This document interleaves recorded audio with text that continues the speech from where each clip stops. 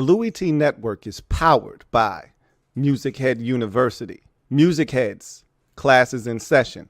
Turn me up. Enroll on YouTube now. Link is in the description. Who else could it be? Me, your man, Louie T. Welcome to the Command Post Live. You know what it is. Post up. Take command. I, of course, am your commander-in-chief, Louie T. Thank you for joining me. Man, I got a lot to discuss tonight. Reason I was a little tardy tonight was the newest episode of the Commander's Log came out today. I don't know if you guys had a chance to take a look. This was episode 4, if I'm not mistaken. And they've I'm really excited about the job that the social media team is doing. Julie Donaldson has really turned things around since she took over. I think this is her second year doing this, if I'm not mistaken. And if it's not second, it's third. This will be her third year, whatever the case may be. She's done a phenomenal job. And you see the improvements that are being made, steadily being made. I mean, remember the running joke last year, and I talked about this when I watched a presser that was being aired. I think it was the Eric Bieniemy one, as a matter of fact. And it was being aired on NFL Network. And instead of me watching it on NFL Network like the smart people, I was the dumb that decided to go through the team website and watch it, and it was terrible. And everybody else was like, I didn't have any issues. I watched it on NFL Network. It was fine. I was like, yeah, I get the dunce cap award for that, because I decided to go through the team site, and it was a joke. They've cleaned up the audio. The visual aspect is tremendous. I mean, they're shooting in 4K now. They've caught up to the rest of the league and the rest of the world. They're doing a phenomenal job with that. And the content that they're putting out, the one-on-ones that Julie sits down and has, the command center that they do. And this Commander's Log is the best thing that they've done in a very long time. And I remember being jealous of other teams because they had something similar to this. The Indianapolis Colts had, and with the next pick, and it was this tremendous inside look at the behind the scenes process of getting to the draft, going through the combine, making selections. It was fantastic. And so it's so good to see them making a concerted effort to connect with the fans, because when you give us behind the scenes looks at things like that and access like this, it makes us feel even closer to the team. And if you're trying to get those fans that are on the fence, look, for people like myself, I'm not going anywhere. I've already made that abundantly clear. I'm not going to sit here and tolerate bullshit, though. I'm going to tell you when your shit stinks, right? And I'm going to tell you when you're effing up. Some fans don't want to hear that, but I'm not going anywhere. Not switching sides, not taking a break from the team, not doing any of that, right? I'm going to ride with the squad. But for those who are, needing this, those people that want to call this team their favorite, they're looking for a home. Maybe they're searching. Maybe they were once fans of this organization when we were the Redskins. Maybe they weren't coming back until Snyder left. Whatever the case may be, this helps. All of this stuff, all of these small steps that they're taking helps. I know that this doesn't matter. You don't win games with stuff like this. I'm fully aware. And I know at the end of the day, this has absolutely no bearing on the outcome of the game against the Cardinals in week 1 or the game against the Cowboys in week 18. No bearing whatsoever. But I've said it before. I'm going to say it again, because it's going to be one of the themes of this offseason into training camp. It's been a rallying cry for me. This feels different. Just going to say that. Even down to the coverage of the team that we're getting, it feels different. I want to apologize too for having this stream be running concurrently with the NBA Finals. That's an error on my part. That's an error in judgment on my part. So I want to thank everybody that's rocking with the kid tonight, because I was out of line. I was out of bounds, and I was clearly tripping. And if I would have been thinking, if I would have been in my right mind, I would have done this stream yesterday. I'd have did it last night.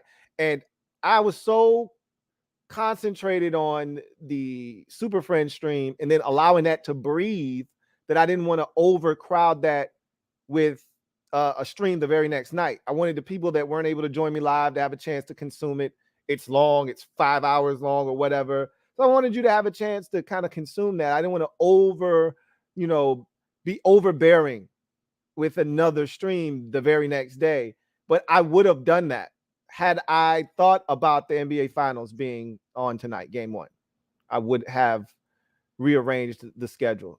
So anyway, I really appreciate y'all checking in on the kid, and for whatever amount of time, whether you're here just to say what up, then you go back to the game, or if you're going back and forth, or you got me on one monitor, the game on another monitor, or you like, yo, I'm gonna catch you later on playback. Hell, when the game's over, I'm probably still gonna be here if we keep it in a buck. So whatever the case may be, I just want to say thank you to everybody out there who's checking in. So with that said, man, I got a lot to say tonight. I mean, so again, let me preference everything I'm going to say with this.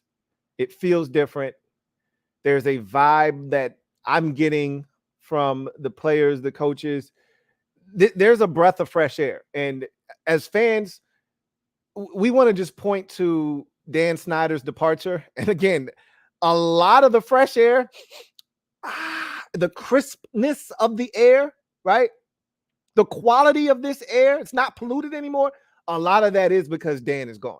That stench that you're used to smelling around here, damn, that shit stinks. It's gone. You know why it's gone. But you know what else is refreshing? You know what else is refreshing?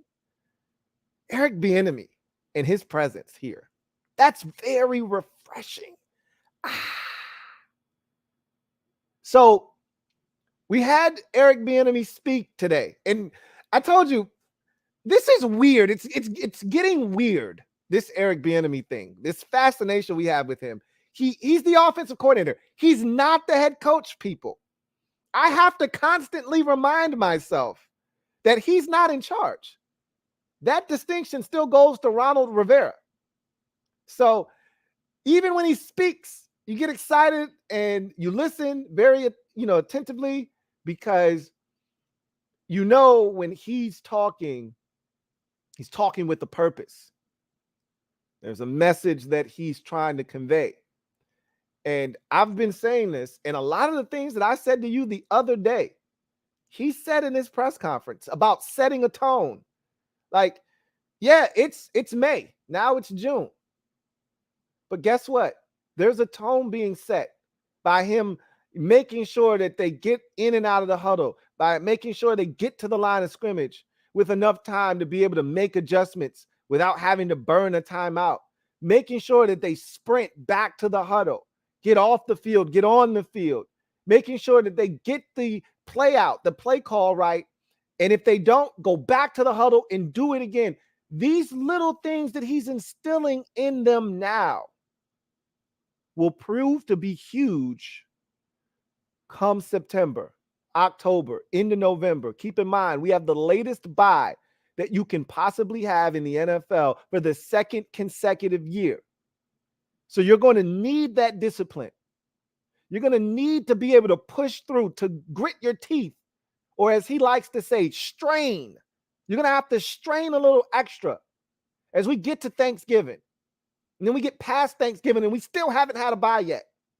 You're going to have to strain so that you're able to make it to that bye week, playing good football, come out of that bye week. And unlike last year, where we came out of the bye flat, got to come out of the bye this year with a sense of urgency, because that may be the toughest stretch of football. Those last 4 games after the bye, 3 or 4 games, whatever it is. I think it was, we played the Giants, the 49ers, the Browns. So it was 4 games last year. So it's 4 again this year. And it's another doozy. It's, if I'm not mistaken, I know San Francisco and Dallas are the final 2 games. I can't remember who the 2 games prior to that are, but it's tough. I know that much. I think Miami might be in there somewhere. It's not easy. I know that for a fact. So at the end of the day, it's good to hear from him. And we're gonna go through his presser and talk about some of the things that he referred to and react to that. I got some hot takes for y'all. JDR spoke today. JDR, without he was his normal self. Yeah. He was the same Jack Del Rio that you always. I told you I love Jack. Jack's got some shit with him. All right.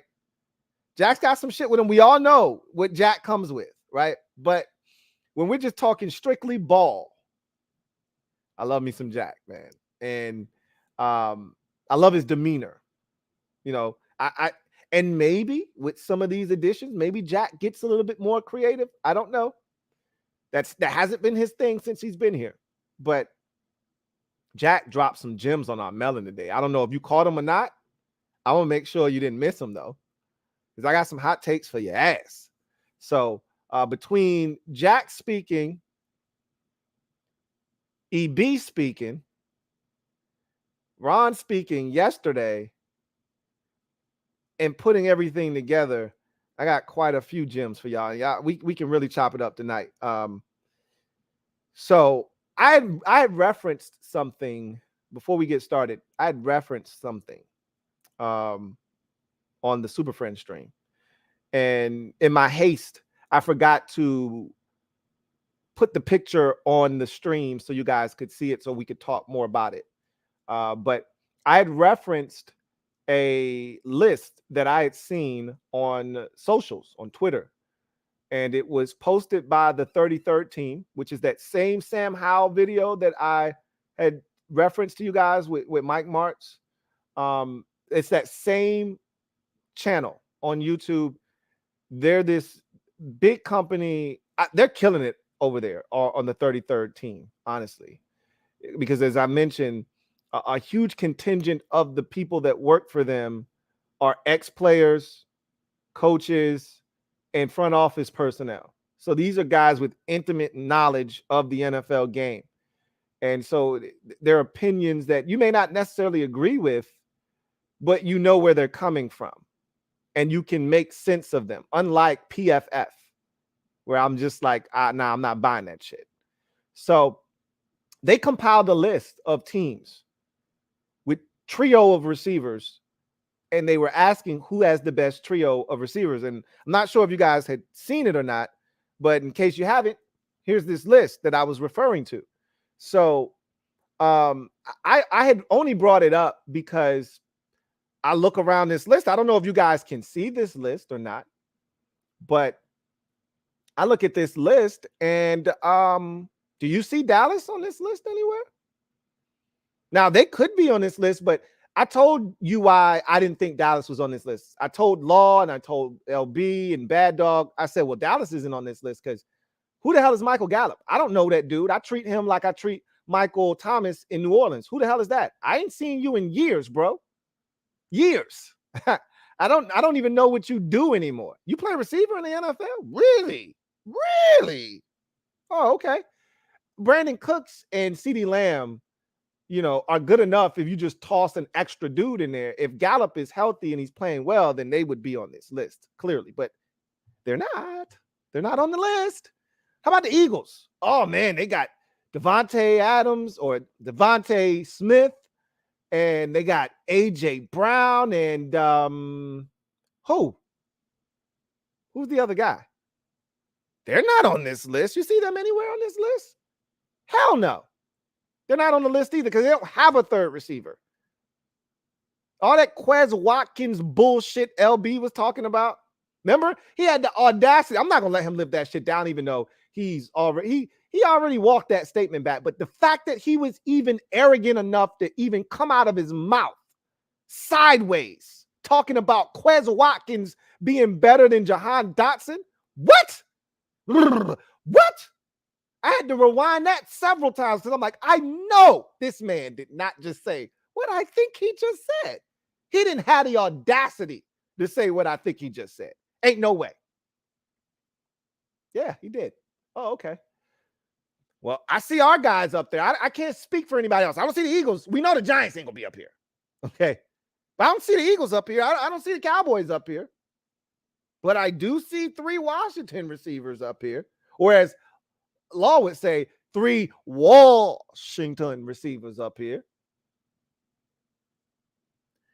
And I'm looking at this list and I'm saying Cincinnati is clearly, to me, number 1 on this list. Cincinnati, without a doubt. You know why the Eagles, you have to know that they have nothing at 3. Because look at what they did for the Dolphins. They got Hill, Waddle, and Robbie Anderson. What is it? Choice Anderson, is it now? I think it's Choice. Just got there, 2 months ago, maybe? A month and a half ago? He just got there. And he hasn't done squat diddly poo in the NFL in like maybe 2 years. I think it might have been 3 years ago. He had a 1,000-yard season in Carolina. Maybe. And they threw him on this list because they got Hill and Waddle. And they're like, yo, those 2 dudes by themselves, they animals. Just throw another dude in there so the Dolphins can be up here. They could have did the same thing for Philadelphia, but they couldn't find a guy on that roster. Couldn't find a receiver to throw in there just to make them eligible to be on this list. We ain't have to fight for that. We got 3. Like, when people try to demean our receivers, like we don't have those dogs. Like, they don't bark.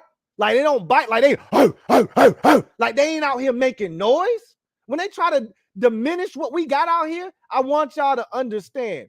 We may not have the best talent in the NFL, but we ain't out here scratching and clawing for the back end of the talent pool in the NFL either no more. We ain't about that life no more. I just want y'all to understand that. When you talk about specific positions, we up there, okay? And when you look at this list, we better than the Saints. We better than the Vikings right now. Now, I would say Justin Jefferson is the best receiver on this entire graphic that you're looking at, and that includes Jamar Chase. I had a debate with my buddy the other night. He's taking Jamar Chase. I'm taking Justin Jefferson, okay? But KJ Osborne ain't, and Addison is unproven, and KJ Osborne isn't as good as Samuel or Dotson. So we're better than the Vikings. I think the Seahawks, that's a pretty tough trio right there. Even with not seeing Smith and Jigba play a snap in the NFL, I'd probably put that trio over ours right now. I'm taking our guys over the Chargers guys. I'm taking our guys over the Saints guys. And that Tampa Bay trio is nasty, but I'm taking, boy, that's tough. Because even with Gage isn't all that, but with Evans and Godwin, whoo, that's a damn good duo. And Gage is good enough to round out that group. I'd probably put the Bengals and the Seahawks, Bucks, and probably the Dolphins trio. Even though I'm not really, I'm not feeling Choice Anderson, but because Hill and Waddle are so good, and Anderson has 1,000-yard season under his belt, probably multiple 1,000-yard seasons at that, and is fully capable. I'd probably give the nod to the Dolphins as well, but that would put us 1, 2, 3, 4. That would put us 5th. There are 8 trios on this list. I think we're 5th in this group. Cincinnati's 1. I'd probably put Seattle's trio as number 2. I think I'd put the Dolphins trio as 3. The Bucks is 4. You could argue that one. If you're a Washington fan and you're like, no way, you were ahead of the Bucks, I'd listen to that argument, but I don't know if I can put us ahead of what they've got with that group there.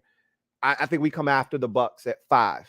You can do what you want with the Vikings and the Chargers and the Saints, but again, when I look at this list, it's just a brief reminder. We got some dogs. Don't let nobody tell you otherwise. Don't let LB or anybody else try to diminish what we got out here. We got some dogs, specifically at receiver, but on the offensive side of the football as a whole, we got dogs. All right. If this offensive line, that's all I'm really truly concerned about at this point, is the offensive line. If this offensive line can just do their job, we scoring some points this year. We scoring points this year. Mark my words. Excuse me. And I can tell you this. When I keep telling everybody, if we're talking about the room as a whole,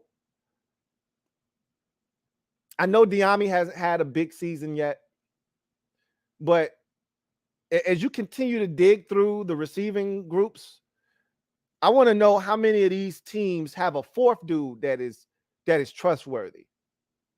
You know, because I really believe if we gave Bieniemy more snaps, I really truly believe he would produce more. I believe that after seeing what he did last year. If we were to say we need Bieniemy to step up and be the third option, I think he could do it. I know Diami's not a second receiver in this league, but I think he could be a third option. I really truly do. But I love the fact that we don't have to worry about that. We have the luxury of saying he's the fourth receiver on this team. So anyway, I digress. I just thought this was an interesting exercise. I wish I would have remembered to put this graphic up during the Super Friends stream. It would have been a nice little debate. They would have dismissed this, especially LB. Oh, they don't know what they're talking about. He would have dismissed this. But it just goes to show you that we got 3 and you don't. Not right now, at least. So anyway, I digress. Let's talk about OTA week 2. Next week is the veteran mini camp. They completed OTA week number 2 this week. We heard from Rivera. We heard from Sam Howell, Curtis Samuel. We heard from Jack Del Rio and Eric Bieniemy today. And, I love hearing from anybody this time of the year because as I've already stated this.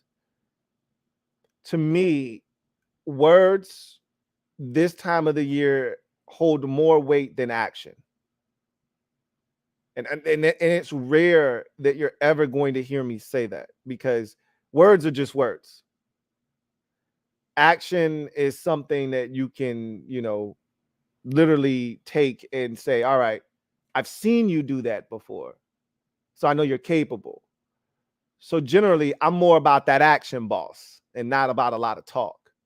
But this time of the year when action is few and far between, and the action that you are getting isn't really real action, I'm dismissing a lot of that, and I really am focusing in on the words that are being spoken.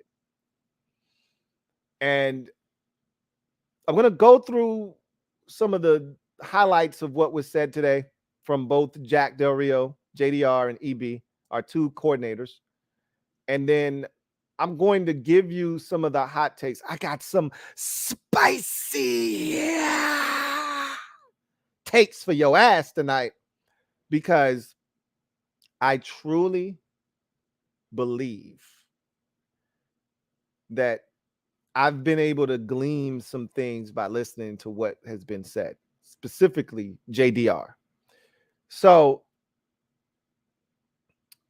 let's start with Eric Bieniemy.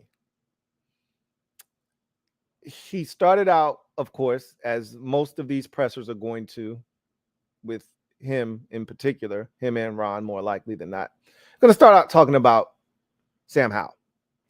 And I loved Can I just say this before I jump into that? The Commander's Log. This episode, number 4, was pretty much about Emmanuel Forbes. And I love the pick even more after watching that, right? However, the thing that I loved is that everybody in the building, if you haven't seen it, I don't want to say too much. I don't want to spoil it for you. It just came out. It's not like it's been out for a month and you haven't watched it. At that point, I'm not giving a spoiler alert anymore, but I don't want to spoil it for you if you haven't watched it. But everybody was on board. Everybody was on board. Everybody wanted Forbes in that building. Says a lot about the kid's character and how they felt about him after meeting with him, having the 30-day visit, and the impression he made on them. I'll just say that. But you know what else struck me with him? Because this is how I am, so I can relate to this. He said something that struck a chord with me, and that's, I'm a sore loser. And I've gotten better with that. I'm still not a finished product. Don't know if I ever will be in terms of being a sore loser. I hate losing. But he said, I hate losing more than I enjoy winning. To me, that makes for the best competitors. Guys that would rather, hate losing to the point where losing hurts more than winning does heal. So I think this dude is a straight up dog. I needed to just say that. But back to EB and his presser, and the first thing he talked about with Sam, which I love to hear, is that Sam's not a repeat offender. Sam has already said it. I've heard this out of his own mouth. I've heard this from other people who are close to Sam, who have coached him. He doesn't make the same mistake twice. He's a guy that wants to be coached hard. And Eric Bieniemy even went as far as to say he's an auto-corrector, meaning he corrects himself. He knows when he's made a mistake, and he'll correct it himself. And he loves to be coached. He'll come over, say, hey, what did you see there? Always looking for more input. He's been in the lab studying, as Sam told us yesterday. And he said he absolutely loves what he's seen from him and loves the competitor that he is. So again, for anybody out there that thinks that this is a real competition, and it was funny because EB caught himself, and EB does a great job of choosing his words wisely. And he was going to say something to the effect of, this was very early in the presser.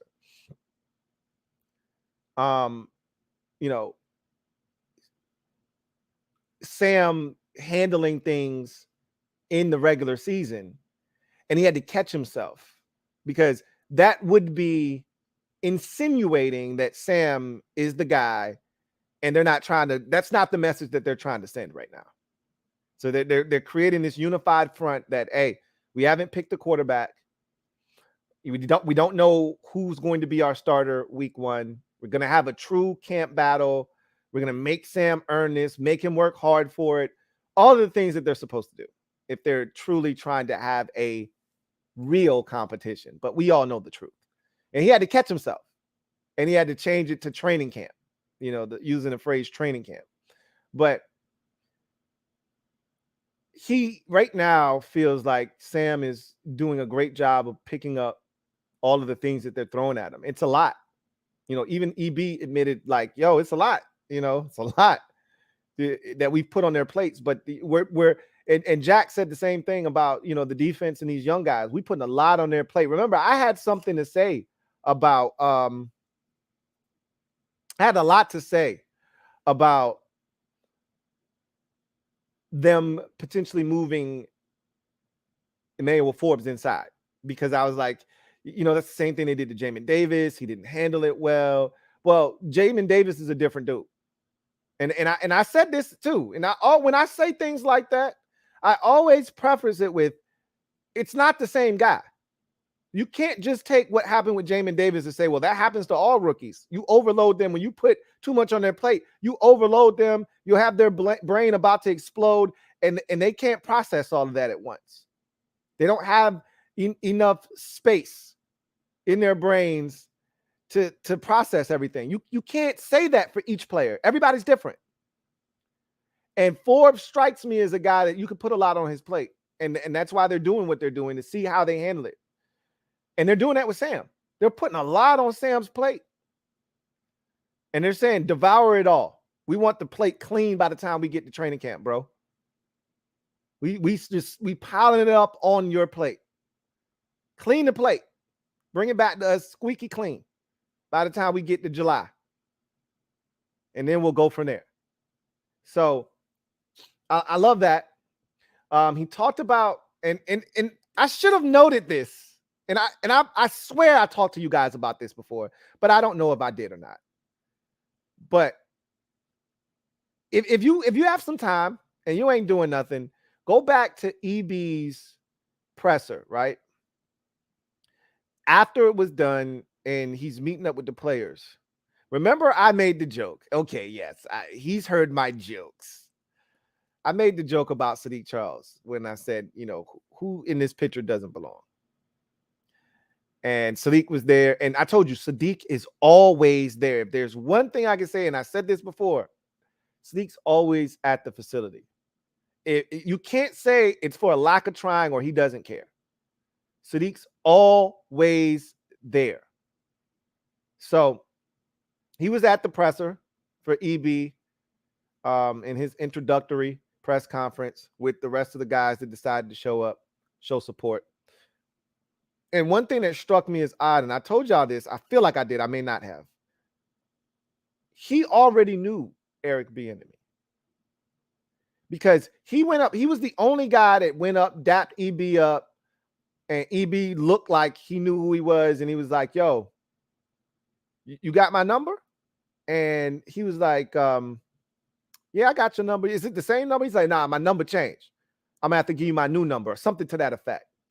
And so that would mean that they already had contact with each other previously. And it could have been that when he was going through the process, he being Sadiq Charles, when EB was in Kansas City, they might have been interested in him and they might have forged a relationship then. I don't know, right? But what that said to me in a moment, and I remember making a mental note of that. They were really, that was more than just a normal, hey man, I'm glad you were here. I don't know you, but I appreciate you showing up for me. That was more than that. That felt like, hey bro, I'm gonna give you a real chance. You show up, you do all the things you need to do. I'm gonna give you a real opportunity. That's what that looked like to me. But I stored it away in the memory bank, and I was like, all right, we're gonna see what that means down the road. Well, here we are. He's talking up Sadiq Charles, man. I don't know if you heard it in the presser today or not. He's talking up Sadiq Charles. And I've already told y'all, and y'all know this, and Ron's even said this to a lesser degree. Sadiq's going to have the first crack at that left guard position. Like, they're going to give him they don't want to admit that they failed on the third round pick. I think Sadiq was a third rounder. Could have been a fourth round, but I believe he was a third rounder. They're not giving up on him, nor should they. I don't blame them for giving him another shot. It's not like they got a big time left guard sitting there that should be boxing him out at this point. They're going to explore the Sadiq Charles option. I still don't trust him. He's never, ever trust a man with two first names. I don't trust him, but he's going to get an opportunity. And EB, you let EB tell it, he's making great strides. Again, I take everything with a grain of salt, specifically when you're talking about the trenches, offensive or defensive line this time of the year. Because there aren't any pads on. There's limited physicality being shown. And so it's hard to be able to say that he can or can't do something or he's flourishing. Unlike with the skill positions where you're still running around, minus the pads, but you're still running around, having to get open, seeing the play unfold and develop, and you trying to make a play. I was more willing to put stock into hearing last offseason that Derek Forrest was really showing out in OTAs because he's a safety. So him showing out means, hey, they playing 7-on-7. That's still football. To a much lesser degree, obviously no pads on, but that's still ball. People, that's why they play 7-on-7 all around the country, in high school, in middle school. That's why they do that, because you're simulating football still. Why is it 7-on? Because you don't need the offensive or defensive lines. That's why. So anyway, I'm going to reserve judgment on him. I'll just say this. He's going to get an opportunity, and EB really seems to like him. So he's going to get a real shot this year. And if he can't make it this year, he's not going to make it here in Washington, ever. All right. EB talked about something else that I think is important to note, and that was the tight end position. Obviously, we have a group that I think we were a lot more excited about a week and a half ago when Amani Rogers was a part of that group. But still, I think it's a solid group nonetheless. You just took the best athlete of the entire room from us, which sucks. But you still have Cole Turner, you still have Logan Thomas, you still have, and I'm dying to see what the big kid out of Arizona State's all about. They've been talking him up for the last year and a half. I want to see what he's all about. So, we'll see what we have there. But EB made it a point of emphasis to say, hey, look, the tight ends, they're thriving. All right. They've answered the bell. And he said, this is a very tight end friendly offense. I need y'all to keep that in mind. He's telling y'all. Yeah, I had Travis Kelce in Kansas City. And so in working with him the last 5 years, I've developed an affinity for wanting to get the football to the tight end position and have devised a lot of creative ways in which to do so. Understand that every game that the Chiefs play, 87 is the focal point of the pass game every week. So you can't just show up with the same concept every week. You got to get creative. Hopefully he's bringing some of that creativity here. But just to make mention of it, the key phrase there is tight end friendly offense. I expect the tight ends to eat good this year. All right. Eat well. And if they're eating good, that's going to give the receivers more space to operate on the outsides. So let's hope that the tight ends hold up their end of the bargain, because we know what our receivers are about.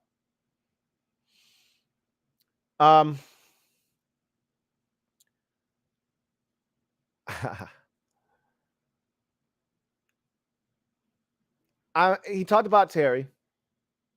Talked about Terry being a professional.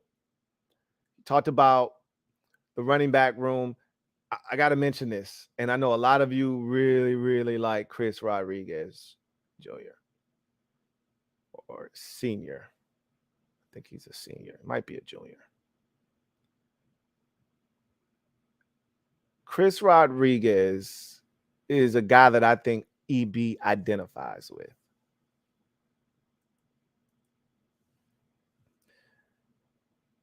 EB has taken, I think, a specific liking, and I don't think this is taken away from AG or B-Rob or anybody. I don't think this means that those guys are going to be getting less touches or Rodriguez is going to be taking their reps, because I don't. I don't see him doing any of that. But I think EB sees him more as his pick. This is my guy. This is the guy they gave me an opportunity to select. And so I'm going to ride him hard. But he talked so profoundly about Chris Rodriguez today. I mean, that might have been his longest answer of the day when it pertained, other than Sam, when it pertained to a player individually. He talked about how he's got, this dog mentality and how he doesn't make mistakes. It's not in his DNA. And, he does whatever you ask him to do and he does it full speed. And I'm like, well, damn. Well, damn. He really likes this dude. Now, again, I don't think that is an indictment on AG or B-Rob or any of that, because those dudes, I think, are light years ahead of Chris Rodriguez. But what it does say to me is that he's getting very comfortable. And I want to see when the preseason starts, because I know what Chris Rodriguez is as a football player. I know what he is. And I know what everybody's trying to tell me he's not. And I'm not sure that he can't. Everybody wants to, he's not a receiver. He can't catch the ball. Really? He can't catch. Interesting. Okay. Because that's not what I heard. But we'll see. Because I think he can catch. I know he doesn't have a ton of wiggle, any of that. But I know he's got solid vision, good power, runs behind his pads. And I think there is a place for him. And EB made it abundantly clear, if he wants to make this team, which he's going to make the team, he better play special teams. He better play special teams. So, yeah. And Rodriguez has already said he's willing to do whatever it takes. So, the biggest takeaway from EB speaking today is just the enthusiasm. It's just the energy. He's like, yo, I'm bringing, like, the players always like to say, we can't rely on the coaching staff to bring the juice. We got to bring juice ourselves. We used to hear this all the time with Chris Harris, because he was such an energetic coach and he was such a lively personality and he was always loud. That was something that, the beat writers and the reporters, they loved to be around that. The coaches that are very loud, John Matsko was another one, right? Pete Hainer was another one. They love being around these coaches that are loud and aggressive, and come with a lot of energy. And we used to always hear it with Chris Harris, because he was the one guy on the staff really that was loud. And we've seen it. We saw the mic'd up and all of that stuff. This is who EB is. And he was like, look, what I want guys to understand is we getting paid to play a game that we love. This is a game. This should be fun. I don't want them taking this for granted. And I want that energy every single day. It's going to be hard. It's going to be hard.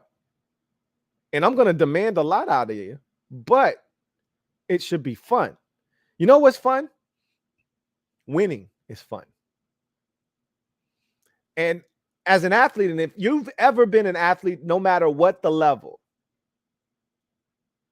you can always fondly look back on years of participating in sports when you won. And you look at, and if you look back at the hard work that preceded the winning, you look back on that very fondly today. You didn't in the moment when you were out there running gassers. I had a coach in high school. We used to make fun of him because his voice was funny as hell. But he was a funny ass coach, but he was very demanding, right? And his name was Coach Floyd. And I love Coach Floyd to death. If I saw him today, I'd go up and give him a big hug, man. I love that dude. And we all did. But boy, was he a hard ass.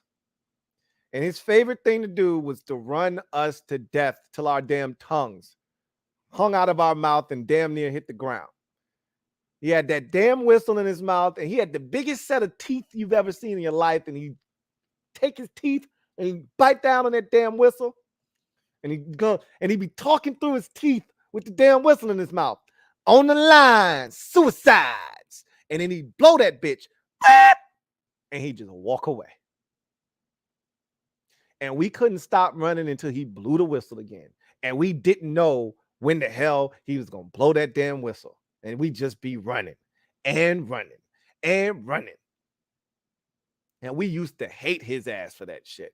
But when we got to the game and the other team, we get to the third quarter into the fourth, and the other team is dragging ass, we out here, this ain't shit. This ain't nothing. Like practice is harder than this. That's what EB is trying to instill in this team. And Terry told him when he got here, you're not going to have any pushback. You're not going to have any problems with this group. They hungry. They dying for someone to come in here and show them the way. We hungry out here. We starving. The fans are starving. The players are starving. We starving for a winner. We looking to devour dubs. I'm adding guys like Emmanuel Forbes. All he talks about is winning. I want to win. Those are the kind of guys you want on your team. Terry McLaurin are the kind of guys. Jonathan Allen are the kind of. Deron Payne. These are the dudes that you want on your squad.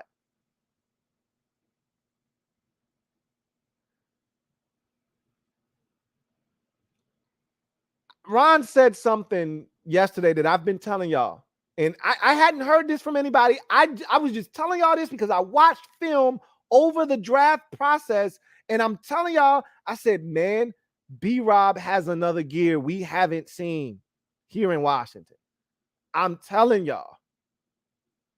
He's got a whole nother gear he hadn't tapped into here in Washington. Y'all have no idea. Y'all are thinking that same 3 yards in a cloud of dust B-Rob we got last year is the best that he's got. Y'all are sadly mistaken. He has another gear. The B-Rob we saw last year, that dude barely could leg out a double.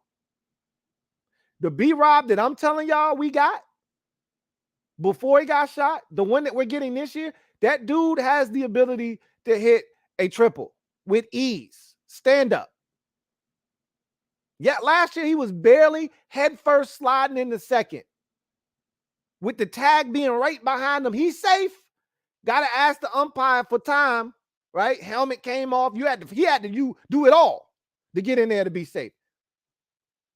This year, I'm telling you, we standing up in the third base with a 3-bagger. Helmet still intact. Easy. And Ron said yesterday, hey, a lot of people forget. Brian Robinson had an ordeal, a situation last year. He was just getting back. He wasn't really fully healthy last year. He looks like a different dude this year. I was like, I know. I tried to tell him, Ron. I tried to tell him. I know. They'll find out soon enough, though. So understand that there's a lot going on right now in a positive manner for this football team right now. And Eric Bieniemy is a huge part of that. Let me say this.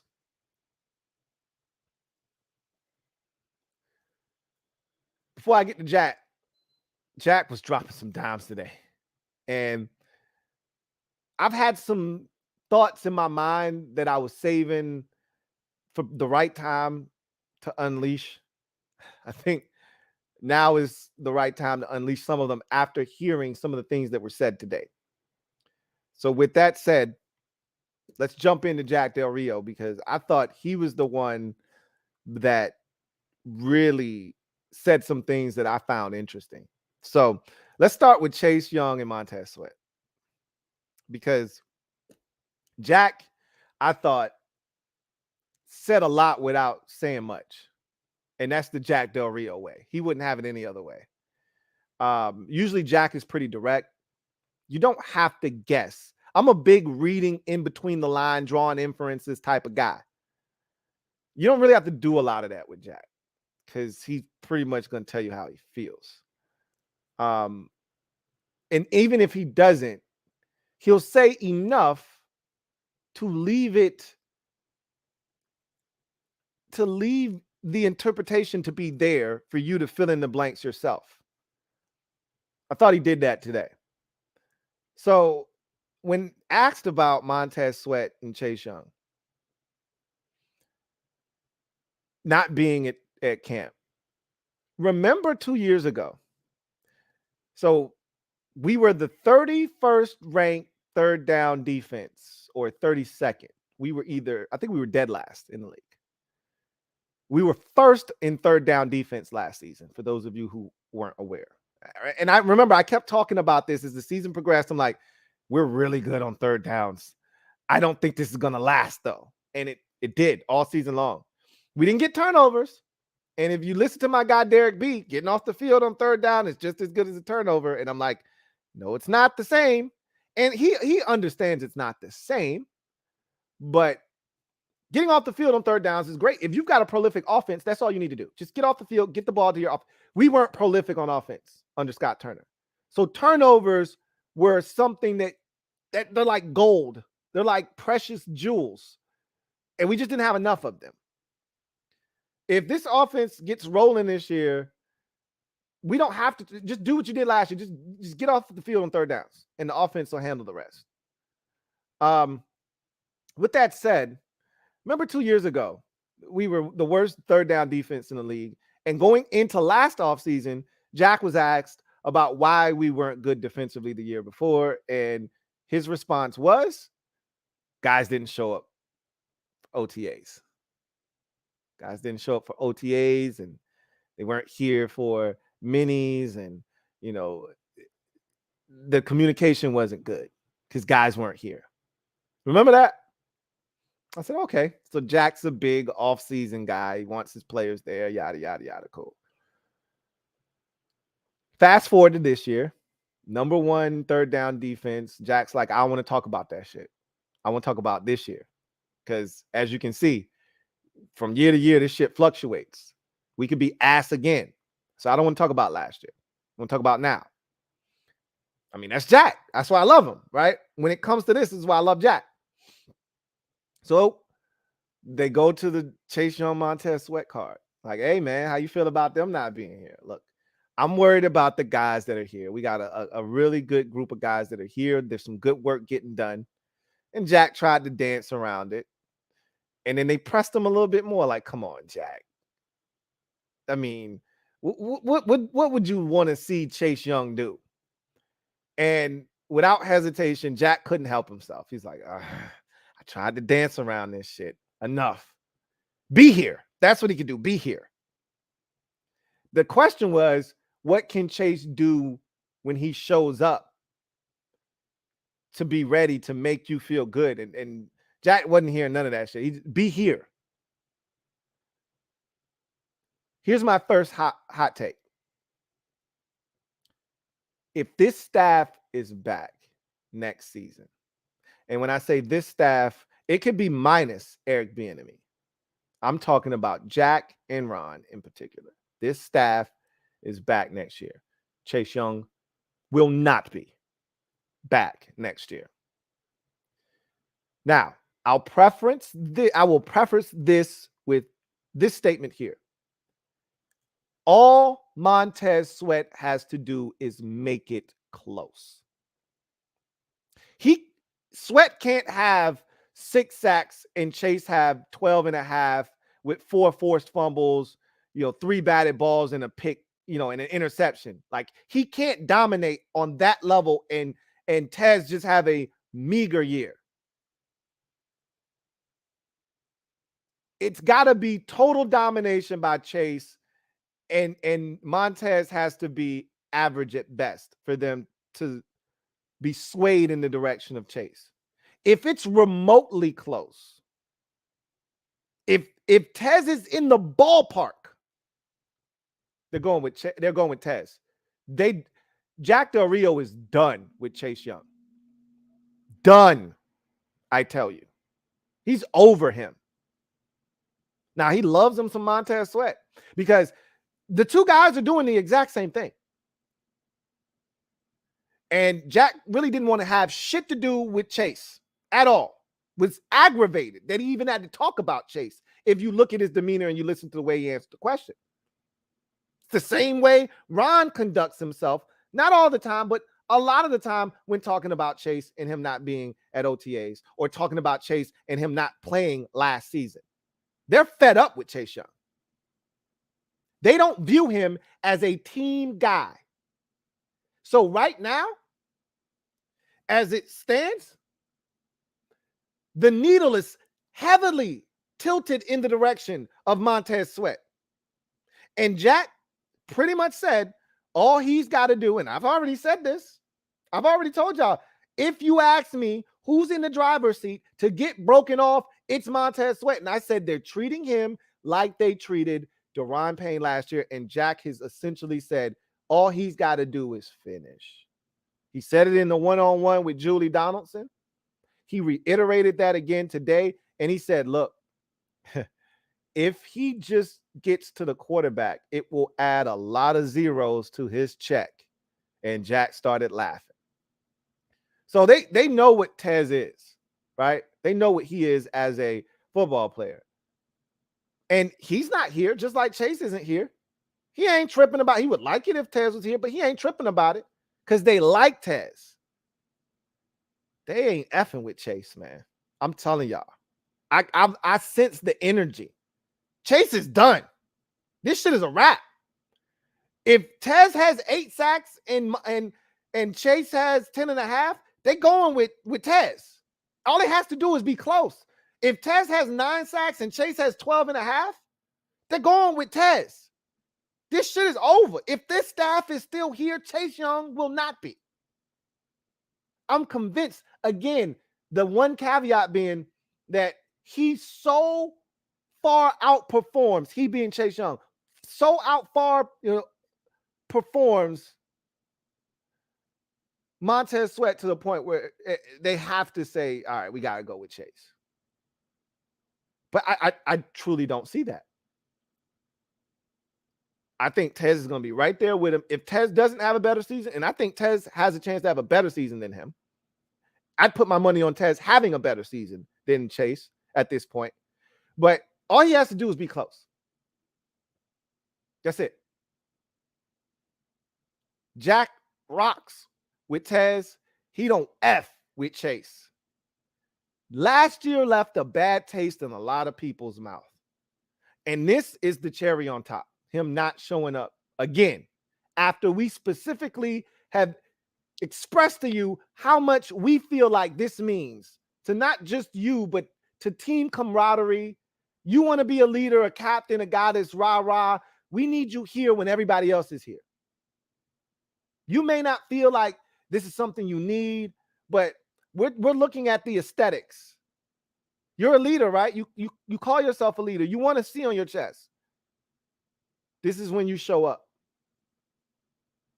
But beyond that, bro, you had 1.5 sacks in 2021 before you got injured. You had no sacks last year because we thought you could play in week 10, 11, 12, 13.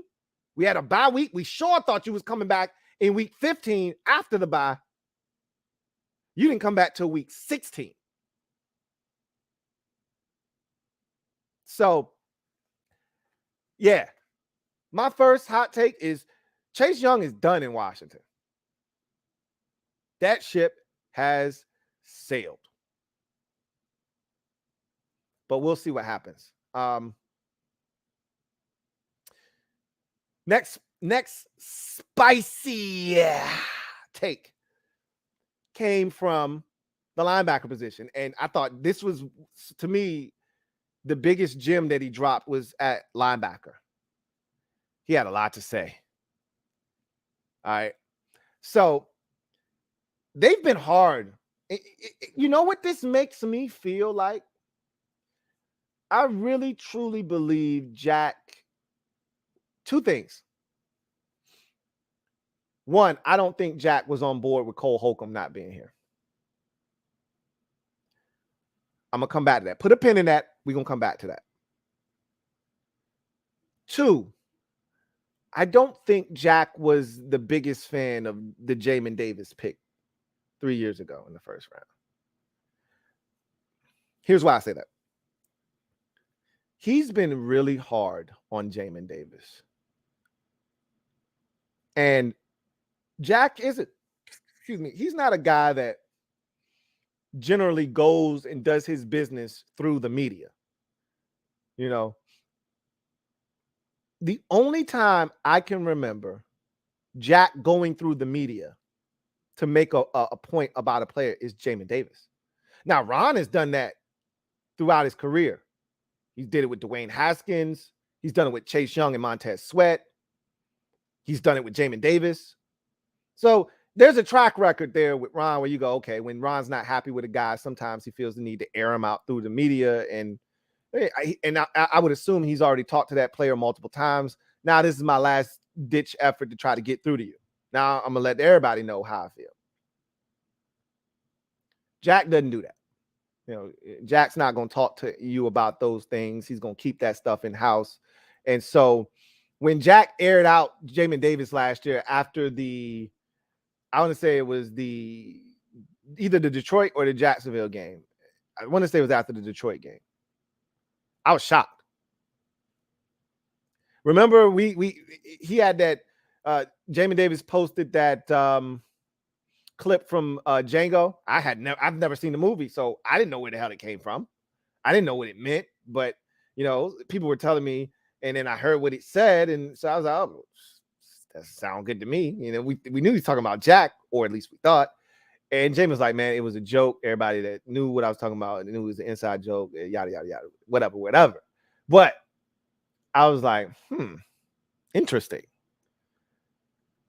He's been riding Jamin pretty hard. And last year, he's like, you know, we need Jamin to step up. You know, we need him to, we've seen splash plays from him. We need consistency. That was the theme last year. We get to the offseason this year, and he's like, Jamin was better. And you see a lot more splash plays, but we need more consistency. He did it again. He said it again. He doubled down on the Jamin Davis conversation. And then not only did he say, because, you know, they brought up that Jamin is limited in camp right now. He's, you know, dealing with a little bit of an injury. And so, you know, he's out there doing some things, but he's limited in what he can do. And Jack's like, yeah, and you know what? That week 18 game against Dallas gave Khaleke Hudson a lot of damn confidence. And his ass is out here playing ball and taking those reps that Jamin Davis ass ain't out here getting. I'm just letting y'all know.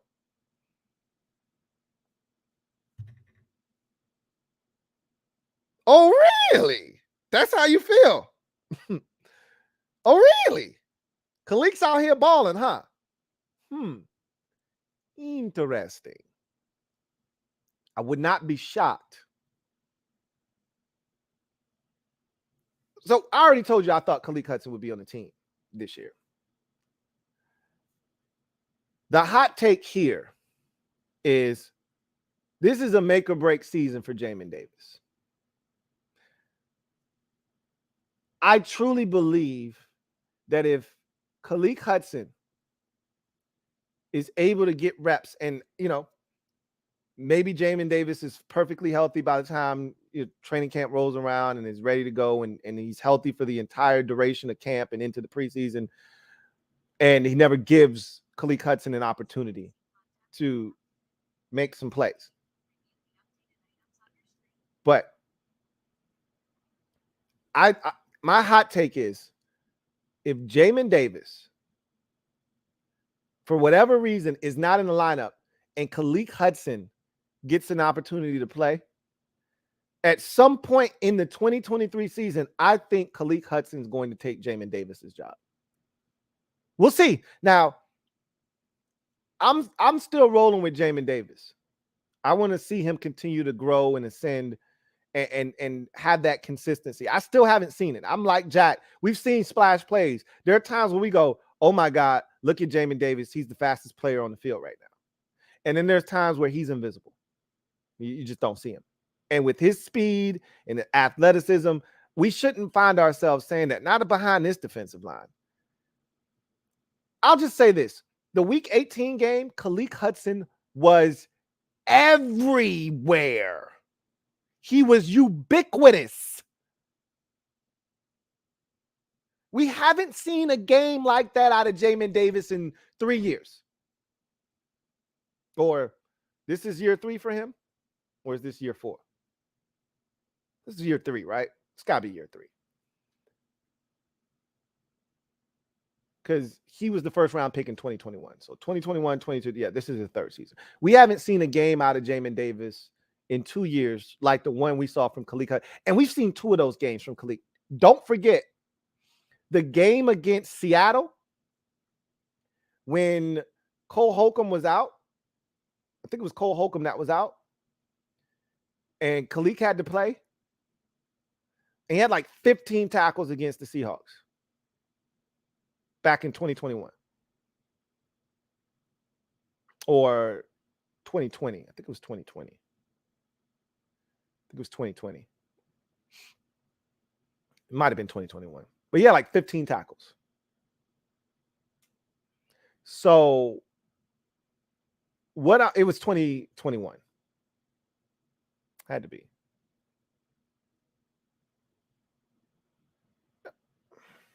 I'm tripping. It's one of those games. It was one of those years. It was either the Seattle game in 2020 with Dwayne playing, or it was the Seattle game in 2021 on the Monday night. I feel like it was 2020 with Dwayne, however. But whatever. He had a monster game. He was all over the field. And then he did it again against Dallas in week 18. Got the game ball. Y'all have seen it. He got the game ball. Talked about hard work. And I like Khalid Hudson. I've been screaming that Khalid Hudson needs to be put on the field in a package that suits his skill set. I've been saying that, I'm like, Jack, it's not illegal to put together a package specifically to get him on the field, to utilize him in a way that's going to highlight his strengths. He's an excellent blitzer. You know, he's a guy that plays well around the line of scrimmage.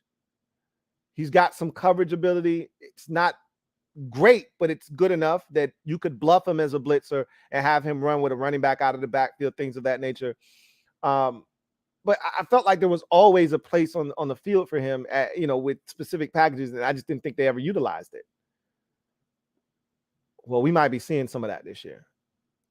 I'm telling you right now, if Jamin Davis starts off the season slow, and Jack said this in his press conference, he said 2 things are going to change for us this year if we are to be the defense that we want to be to help this football team win and win big. We got to create turnovers, and we got to start fast. And remember, we don't start fast in the turnover department. It's usually like a buildup. We had, 2 turnovers that we forced against Jacksonville last year? I think we picked off Trevor Lawrence twice. I know we had a 4th down stop when they dropped the ball. It really wasn't a stop. Travis Etienne dropped a wide open touchdown. Well, I take it. You know what I'm saying? But I know we picked off Trevor Lawrence at the end of the game. I don't know if we picked him off again. I don't think they fumbled or anything else like that. But we did pick him off at the end. Defoe had a pick. We didn't get another turnover until like week 4 after that. Week 5. We didn't get a turnover against Detroit. We didn't get a turnover against Philadelphia. We didn't get a turnover. We had 2 called back against Dallas, but we didn't get any of those. We should have. And then we didn't get a turnover until the Tennessee game. Feel like we forced a turnover in that game. Did we? Feel like we did. We didn't pick off Tannehill, but I thought we forced him to fumble. But I don't even know if we recovered that. So I'm not sure if we forced any turnovers in that game. So you go to week 6 again. That I don't think we forced a turnover until week 6 against the Bears on Thursday Night Football. That's disgusting. Okay, that's nasty. So he's like, we got to get turnovers and we got to start fast. And that's why we got Forbes. That's why we got Quan Martin. This is why we brought these guys in. Spicy take, hot take. Khalid Hudson will supplant Jamin Davis this year if Jamin ain't playing at a high level. This won't be the year where they'll continue to try to motivate him and they'll figure out ways to try to get him to play better. Nah, this is the year where if he ain't stepping up and showing them the consistency that they're looking for from him, they're going to put Khalid Hudson in. They're going to go in a different direction. They're sick of that shit. Jack sounds like he's fed up. Sticking with the linebacker position, I told you we were going to put a pin in that Cole Holcomb discussion. Let's take that pin out right now. Let's talk about it. How often is it that you hear a coach talk about a player that is no longer on the roster? How often is that? Not very often, right? Right. So Jack went out of his way to talk about Cole Holcomb being one of the first guys in the building. It hurt me to see Cole leave. Remember, we were talking about on the Super Friend stream. And I talked about how I'm trying to remember how I put it.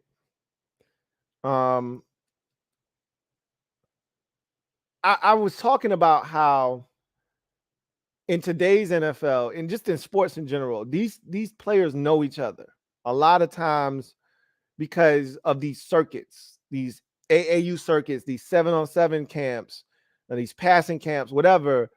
They intermingle. You meet guys from different states that you would have never met 10, 15, 20 years ago.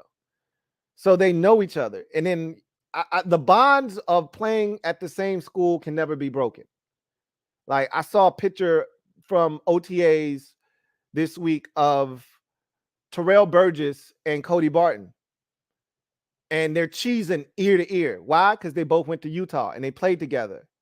And that's his boy. Like those are bonds that can never be broken. You play with a dude. I could see a teammate from high school right now and I'd be grinning from ear to ear, right? Because there's a bond that is forged when you play with somebody, as a teammate. Some of y'all, your head be all over the place.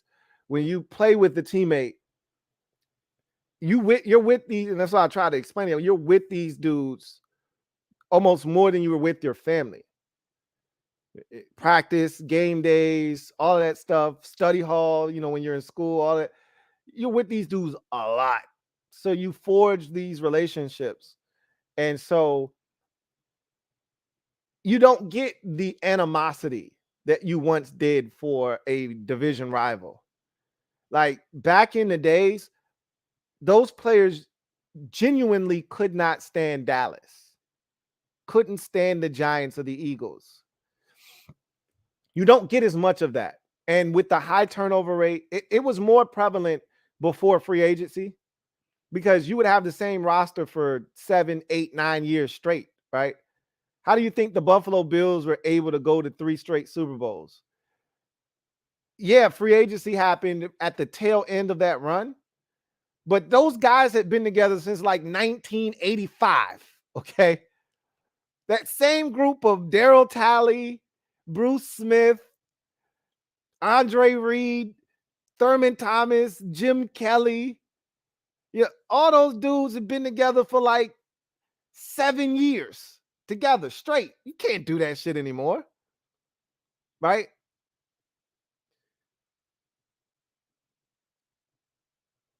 But when you have a core group of guys like that, you develop a hatred, a real hatred. Cole Holcomb, I said all that to say this. Cole Holcomb hated Dallas. Like he got me excited, him talking about his hatred for Dallas. The last interview he did here, he sat down, I want to say it was with Julie Donaldson.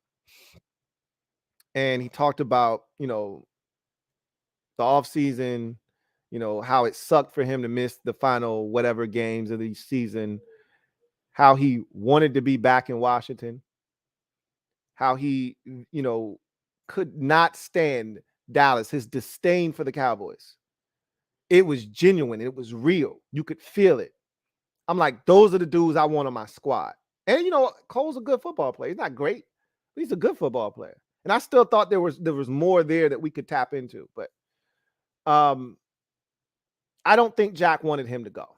I'll just say that. I don't think Jack was, I think that was more of a Ron thing. I think Ron was in his feelings because Ron thought that he could come back and play last year and he opted not to. But that's nor here nor there. Jack went out of his way to make mention of the fact that Cole Holcomb was the first guy in the building last to leave and was a film rat. Literally was always in the lab. you rarely hear a coach speak about a player that's no longer here that's on another team. He said Cody Barton has picked up where Cole Holcomb left off. So that's a good thing. But he also said something that was interesting. He said, well, Cody is a bigger body in there. And, we all know Cole wasn't the biggest guy in the world. And he's like, Cody's a bigger body in there. So that should help. We'll see if that helps. Because I've talked to a lot of Seattle Seahawks fans, and they like, Cody really don't want the smoke when it comes to taking on blocks. You let Cody run, you're going to make a tackle. Yeah, you keep him clean. He's a tackle machine. We saw the numbers last year. If you put a body in front of Cody, he's not discarding that block and getting to the ball carrier. That's what I was told. But we'll see. I want to see it for myself. Jack sounds enthused about the linebacker position this year. I think he's really excited about Khaleke Hudson. And I think he's trying to light a fire under Jamin Davis. See if it works again. But I think the notice has been put out. He talked about the cornerbacks. And he's really excited about the room. But he specifically talked about the youngins, and he talked about Juice. And it's a great problem to have that they, figuring out where everybody's going to play. I could tell he once again was a bit perturbed by Ron giving out probably a little bit more information than he would have liked, because Ron told the media that both Forbes and Juice had worked inside and out. And I could tell Jack was like, why the hell did he do that? But he still went along with it, and he talked about it. I think it's the same thing. And EB may have to go to the media and be like, hey, he probably is not going to say anything, and he probably shouldn't, because when it matters most, the media won't be out there at practice. The reason you can't have the media out there is because the media are dopes, right? Like, why would you again, you're assuming nobody's watching this, but you can't be 100% certain. When you got teams like the Patriots with Bill Belichick, who will stoop to no levels. There is no level they won't stoop to get any information to try to give them an advantage, an edge. That could even mean watching a press conference and one of your beat reporters slips up and says some shit. I remember Joe Gibbs, this is a story we hear all the time. Joe Gibbs was going to run shotgun against the Chicago Bears. A reporter asked him about it. He was pissed off. He scrapped it. We ended up getting our ass kicked by the Bears in the playoffs, and we lost that game, right? And Gibbs had never run the shotgun. He was going to roll it out in that playoff game, and a reporter asked him about it, and because Gibbs was paranoid that the Bears would get wind of it, he scrapped it, and they ended up getting their ass kicked. Who knows what would have happened if they would have actually used the shotgun. And they beat us up good, too. Sacked us probably like, 7-8 times. Kicked our ass pretty good. You would think the media would be smart enough to not bring shit up that they see, but, these guys aren't always the brightest when it comes to this stuff.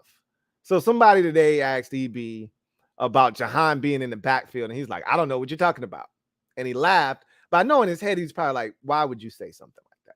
Now, it's May, or today it's June, right? Like, who's paying attention in June? That kind of information would be useful in, say, October or November. But in June, I mean, it is what it is. But still, you don't want anybody knowing what you're doing. But I said all of that to say this. Jack clearly was not happy that Ron brought up the fact that they already experimented with Forbes inside, Juice back inside again, both of them playing outside as well. They don't know what they're going to do. And Jack pretty much expressed that. We have no idea what we're going to do. But here's what we do know. We got some talented dudes with versatility, and we feel really confident that we're going to be able to put the best guys out on the field. Translation. Let me translate that. Let me decode that for you. Emmanuel Forbes is going to be starting outside where he belongs. Kendall Fuller is going to be starting outside where he belongs. And Benjamin St. Juste is going to be kicked inside where he does not belong. That is what is going to happen because that is what they did last year. And Jack going out of his way today to say Juice is doing a great job means he's adapting and adjusting to whatever we ask, just like he did last year. We can't thank him enough for doing that. And we're going to probably ask him to do it again. Blessings go to Benjamin St. Juste. He's going to need them because I was not impressed with him in the slot last year. The limited reps that he got, and I think the first 2 to 3 games, I think it was the first 2 games. By week 3, he was outside again because William Jackson III was banged up. Or maybe he was really banged up because he failed the physical in Pittsburgh, but whatever.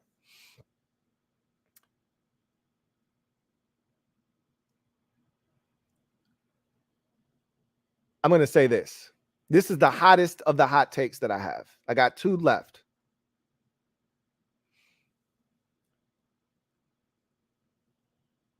Ron Rivera is going to save his job this season. A lot of you don't want to hear this, and that's fine. And I don't think he's the man for the job ultimately. Like, he's not the guy that's going to be here for the next decade. That's what you want. You want longevity. You want continuity. I don't think he's that guy. But here's what I think ultimately is going to happen.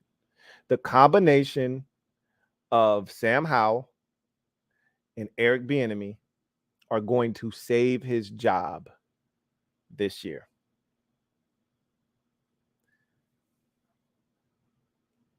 Here's the extremely spicy. Get you a glass of milk for this one. Okay. This one's a little out there.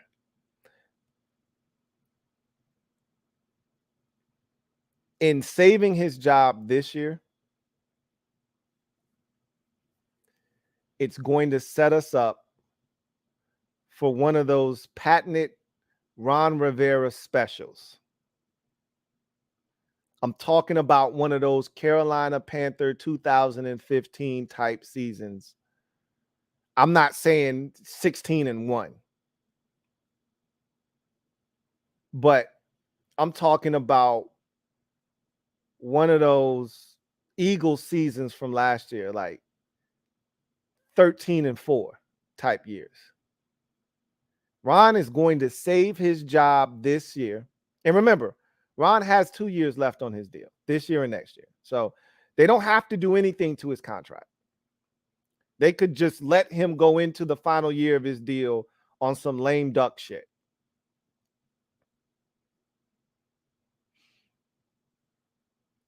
And he's going to get that 5th year because Washington is going to win enough games to qualify for postseason play. And then next year,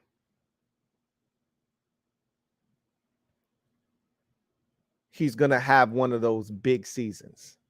And I'm actually scared about that.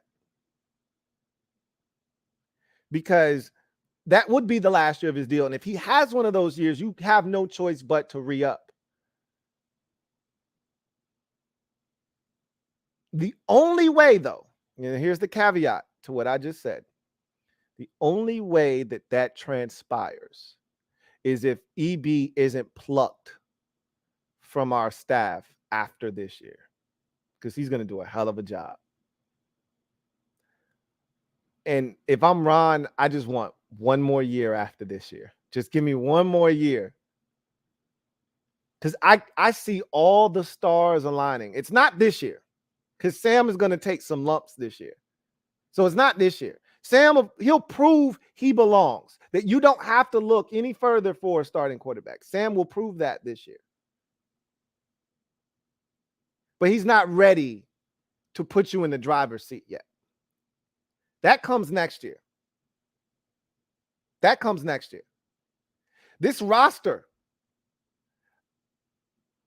minus Chase Young, who won't be here next year, if this staff is here, which I just said they're going to be here, minus Chase Young, the nucleus of this team is here. They're going to be here, and they're going to be 1 year better, smarter, tougher, mentally stronger, everything. Like all the stars will be aligned. You'll be in year 2 of EB if he's here. Jack's system will be crystallized. Montez Sweat will be playing the best football of his career. We've already gotten the Bama Wall playing the best football of their careers. I don't know if KJ Henry is going to be ready to step up and be the starter opposite of Montez Sweat, or they continue with James Smith-Williams or whatever, or they draft somebody to come in here and be that guy. I don't know what they ultimately do there. But Fedarian Mathis will have a full season under his belt. He'll be ready to rock. Same could be said for John Ridgway. I already think he's ready to rock as is, but, you know, he's coming off of an injury, you know, to his pec, but he'll be ready. He'll be even better next year. Jahan, I think, is going to be coming off of his first 1,000-yard season, first of many to come of his career. He'll be acclimated. He'll be a dog, sharp teeth, ready to eat. We know what Terry is. I don't know if Curtis will be back or not. I think he will, but we'll see, right? Diami will have acclimated himself. He'll be a bigger fixture, I think, next year because of what he did this year, where I think he'll have a career year this year in this offense. The tight end position will look at it totally different. EB's coming here, giving that group a bunch of confidence. They were much more productive than they were under Scott Turner. The running backs will be tremendous. Don't know what will happen with AG. This is obviously his contract year, but you think he'd probably be back. But even if he's not, you'd probably be fine. We'll see what happens. Obviously, if he has a big year and he's a huge part of this offense, you got to find a way to bring him back, right? You know, the defense is going to be totally different. The secondary will be, for as excited as we are about Forbes and Quan and all, they're still youngins, man. They're still pups. Like Forbes could be the second coming of Sauce Gardner, right? Sauce Gardner wins Defensive Rookie of the Year last year. He was outstanding, similar frame. All people really wanted to talk about was Sauce Gardner's, you know, lack of girth and this, that, and the third. He could come in and be what Sauce Gardner was and lock it down immediately. Or he could not. Doesn't mean he won't be that. But either way, the experience is going to be exceptional for him, Quan Martin, and all the young guys that are going to get a chance to play. You're going to be a year deeper into Defoe's career and see if his growth and maturation continues to ascend. Juice will be another year in, and he'll be heading into a contract year next year. So, you know, I think everything will be there. If this, and again, assuming that he saves his job this year, and I think Eric Bieniemy, the combination of Eric Bieniemy and Sam Howell are going to do that, the stage will be set for Sam Howell to take that quantum leap. The offense, and again, EB has to be here in order for that one magical season for Ron Rivera to take place.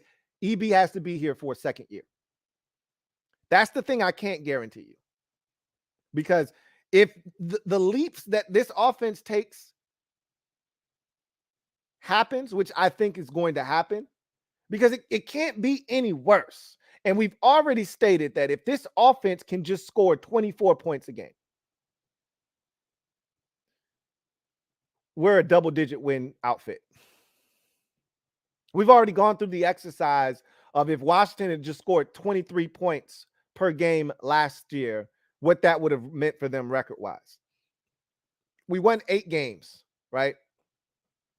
Let's think about the 8 losses and the 1 tie. All right, let's just forget about the 8 wins.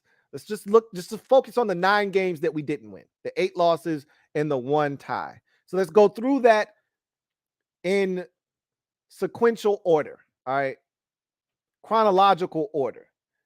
Week 2, we lose to Detroit. 23 points wouldn't have been enough. All right.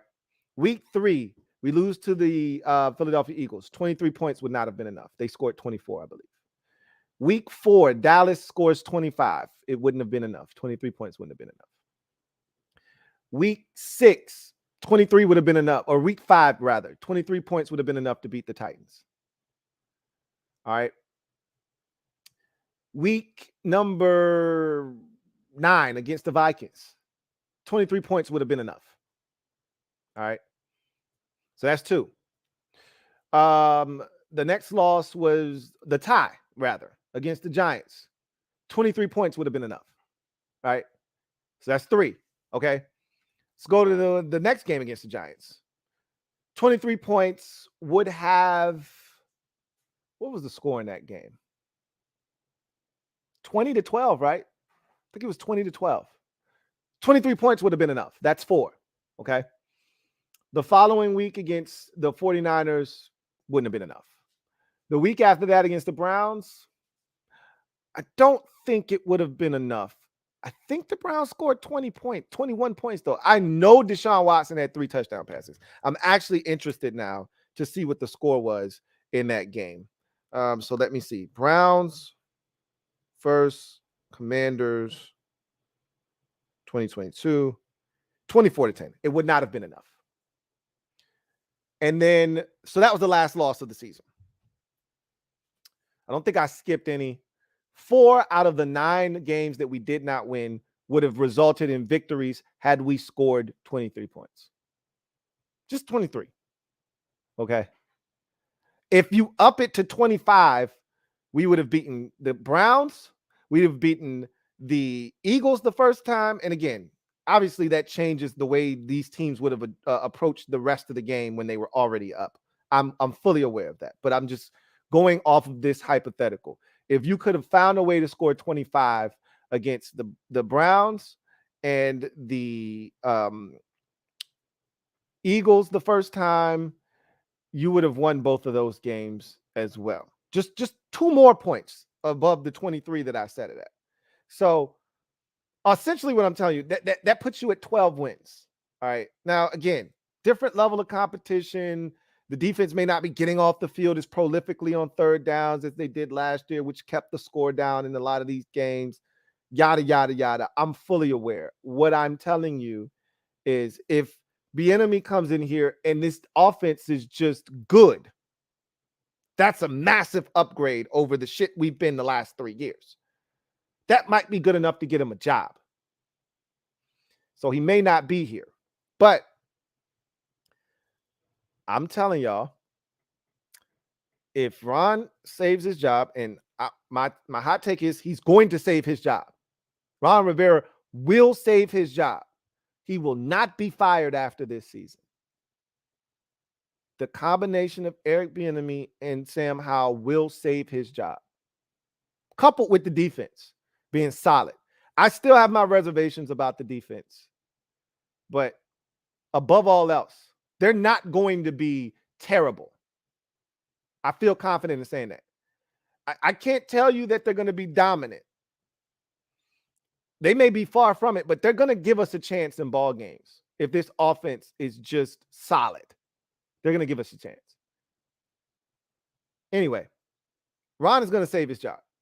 What I can't say is how impactful the role that Eric Bieniemy is being placed in is going to alter how people feel and the perception of him as a potential head coach next offseason. And will he finally get that opportunity to be his own guy? If somehow another cycle comes, and I can't imagine another cycle coming and going without him getting a job, with the amount of pressure that the media is going to put on these teams for somebody to hire him, and with the job that he's going to do in Washington away from Andy Reid and Patrick Mahomes, you can't dismiss him any longer. If he does that with Sam Howell, you got to give him his credit. And it may be enough to get him a job.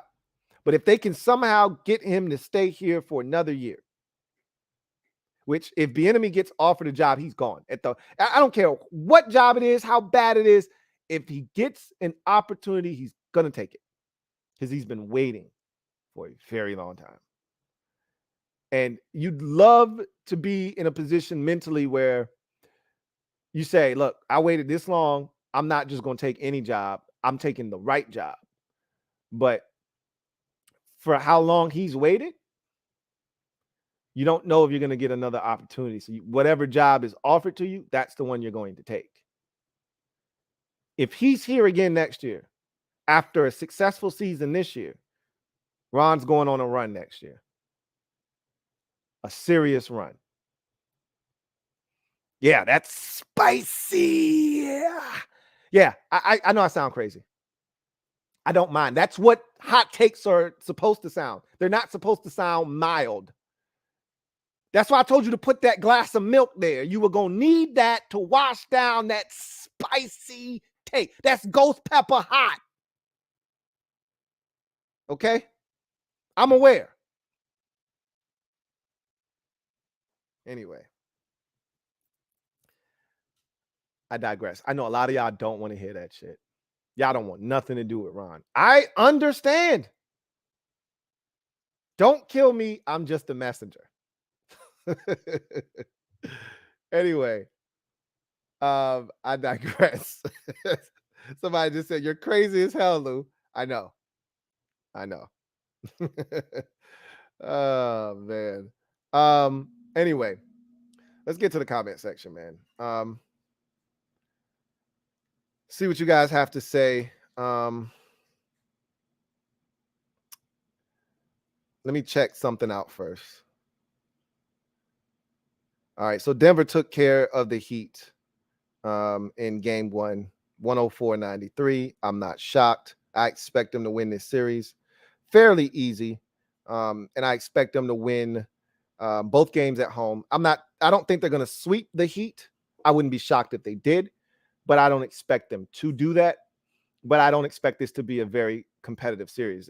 If at best it's 6 games, more likely it's a gentleman's sweep and it's 5. But we'll see what happens. Let's get to the comment section, see what you guys have to say. So we're going to start it off with my guy, Rob U. Thank you for the super chat. Greatly appreciate you, my guy, Rob U. Thank you for being a member of the MOBB. All the members of the mob, stand up. We in the building. Y'all know what it is. Shout out to the members of the mob. Shout out to my mods out there for continuing to hold the kid down. I can't thank you guys enough. Kondo or Miss Perry, as she's going by now. And all the rest of y'all, man, I can't thank y'all enough, man. Shout outs to all of y'all for what y'all do. Anyway, Rob U writes, what up, Lou? What's going on? Rob U says, this year feels quite different than years past. This team has some legit talent. Is this the year we actually make some noise? I think we're going to make some noise. Now, I don't know what your definition of making noise is. I think this is the playoff season for us. And I can't help but continue to look around the rest of the NFC at the landscape of the conference and say, what the hell is stopping us from being one of the top 7 teams in the conference? I don't think there's a whole hell of a lot stopping us from being one of the 7 best. I'm not telling you that we're going to win the division and we're going to be the 2 seed or we're going to be the 4 seed or any of that. I'm just saying, what's stopping us from being a 5, 6 or the 7 seed? All I want is in the tournament. All right. That's a successful season for us, just making it to the playoffs. Even if you don't win a game, I would love to get to the playoffs and win a game. Haven't won a game in the postseason since 2005. That's sickening. Okay. So I would love nothing more than to get in and win a game, which would instill confidence in this team going into 2024. But I think this is a year where this is the beauty of what's setting up for us. I saw the Vegas odds for the winning the division. Like, we're long shots. Like, we're like plus 1,000. Okay. I mean, nobody else is even remotely close to us. It's like minus 150 for the Eagles. It's like plus 125 for the Cowboys or something like that. And then it's like plus 500 or maybe 350 or something like that for the Giants. And then we're all the way at plus 1,000. So, like, we're a joke, right? It's little old Washington, right? Nobody's paying attention to us. We're in the perfect position like the Giants were last year, like Seattle was last year. We're that team this year. The team that nobody's expecting anything from. We made jokes about Seattle. I made jokes about Seattle last year. Tennis people were making jokes about Seattle last year, right? Everybody was making jokes about Seattle. Seattle got the last laugh with Geno Smith last year. I know I was shitting on the Giants, and rightfully so. They haven't been good just as long as we haven't been good, if not longer. They've been garbage. And even the most stout and devout Giants fans last year understood that was a large undertaking. And they made it to the playoffs. Because you know why? No, the Titans weren't expecting the Giants in week 1 to show up in their building, go for 2 and beat them. They weren't expecting that shit. It was the little old Giants. They weren't supposed to make any noise last year. They made a lot of noise. I think that's us this year. Nobody's expecting us to be any good. It's supposed to be little old Washington. You know, you're supposed to be circling us on your calendar, counting us as a dub. You know, everybody's looking at us like food. Well, I think our teeth are sharp this year. I feel like we're dressed up as grandma. We're the wolf this year. And teams are coming in and saying, my, those are some mighty sharp teeth you have, Washington. They're better to eat your ass with, my friends. I think we're going to play the role of the big bad wolf, right? I think we got a chance to be hiding in plain sight and do damage. So we'll see. Again, we got to hold up our end of the bargain. Teams aren't going to lay down for us. They're not going to lie down for us. We going to have to actually go out and take it to teams. There'll be opportunities. The schedule is set up for us to have a chance to get off to a solid start. It's not easy by any stretch. Our schedule isn't easy at any point. But we do have a chance to get off to like a 4-2, a 5-1 type of start if we're ready to take advantage of that. But you got to take care of business. It starts with the first 2 games, Arizona and Denver. You want to make a statement? Start the season off 2-0. One at a time. I'm not here to skip over anybody. I'm not here to disrespect nobody. Beat Arizona week 1. I would love to do that convincingly too, because I think the Cardinals are going to stink. We'll see. We can't beat Arizona, then it's probably going to be a long season. It's probably going to be a really long season. We can't beat the Arizona Cardinals. So, anyway,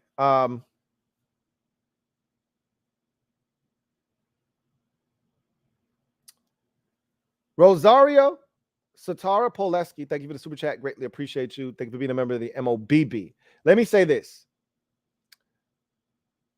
I know most of y'all have watched that Super Friend stream. If you're looking to get some merch, take advantage of that, free shipping. Take advantage of that opportunity. Today is the last day. So if you want one of these hats, if you want an NHO hat, now's the time. Take advantage. All right. Anyway, my guy, Rosario Satara Poleski writes, by the way, a quarter of the time I was writing my books, I was listening to your shows at the same time. Thanks again for the shows. That's heavy stuff, man, because I would think you would need silence. And, everybody works different. Everybody's working space and their workflow is different. And you might work better with, noise in the background. I do. I know I keep music on while I'm working. That's a must for me. A constant is having background music on. But somebody talking, something that I'm actually listening to for content, that's tough. While you're actually focusing and writing, that's a hell of a skill if you can actually do that. I consider that multitasking. And I've been told that the human body is not made to multitask. So those that can do that, big ups to you. But shout out to my guy, Russ. Independent Outsider. Thank you for the super chat. Greatly appreciate you. Independent Outsider writes, average Washington score this year, 24 to 28 points per game, question mark. If we're in that range, anywhere, 24 to 28, anywhere in that range is acceptable. We're a dangerous team. Anywhere in that neighborhood. Anywhere. I mean, if we're at 23.7, we're dangerous. But you 24, I've said this. You can win any game in the NFL scoring 24 points. That's to me the baseline. If you're serious about winning a game, score 24 points. Anything above 24, and you really got a good shot at winning in this league. I just told you if Washington would have scored 25 points last season, they would have won, because I'm assuming, and I probably shouldn't do this, but I'm assuming that the 25 points, if they would have scored 23 points in the 9 games that we did not win, 4 more would have been added to the left-hand column. So you would have been at 12 wins. I can't just say that we would have won all of our other 8 games that we did win with 23 points, but I bet you at least 6 out of the 8 would have been won with that same 23 points, because we probably didn't score 23 points in those games any damn way. So week 1 against Jacksonville, I think we won that game 28 to 22. So 23 points would have been enough. We didn't win again until Chicago week 6. We know that was a terrible game, and the Bears only scored 7 points. So 23 would have been enough there. The following week, we beat Green Bay. I feel like we beat Green Bay something like 23 to 20 or something like that. I got to look it up. They didn't score a lot of points. Neither did we, but we scored enough. Packers versus Commanders 2022. We did score 23 points. Hey, look at that. So that was the number we hit, and we won.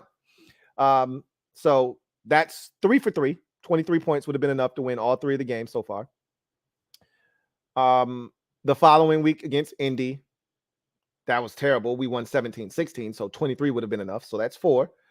The week after that, we beat we lost to the Vikings. Already talked about that one. I don't think 23 points would have been enough to beat. Yes, it would have been. The Eagles scored 21. We scored 32 in the second game. So that's 5 for 5. The Texans, or the Falcons rather, the Texans were the next week. They scored 10. That would have been enough, 23. And the next week after that was the Falcons.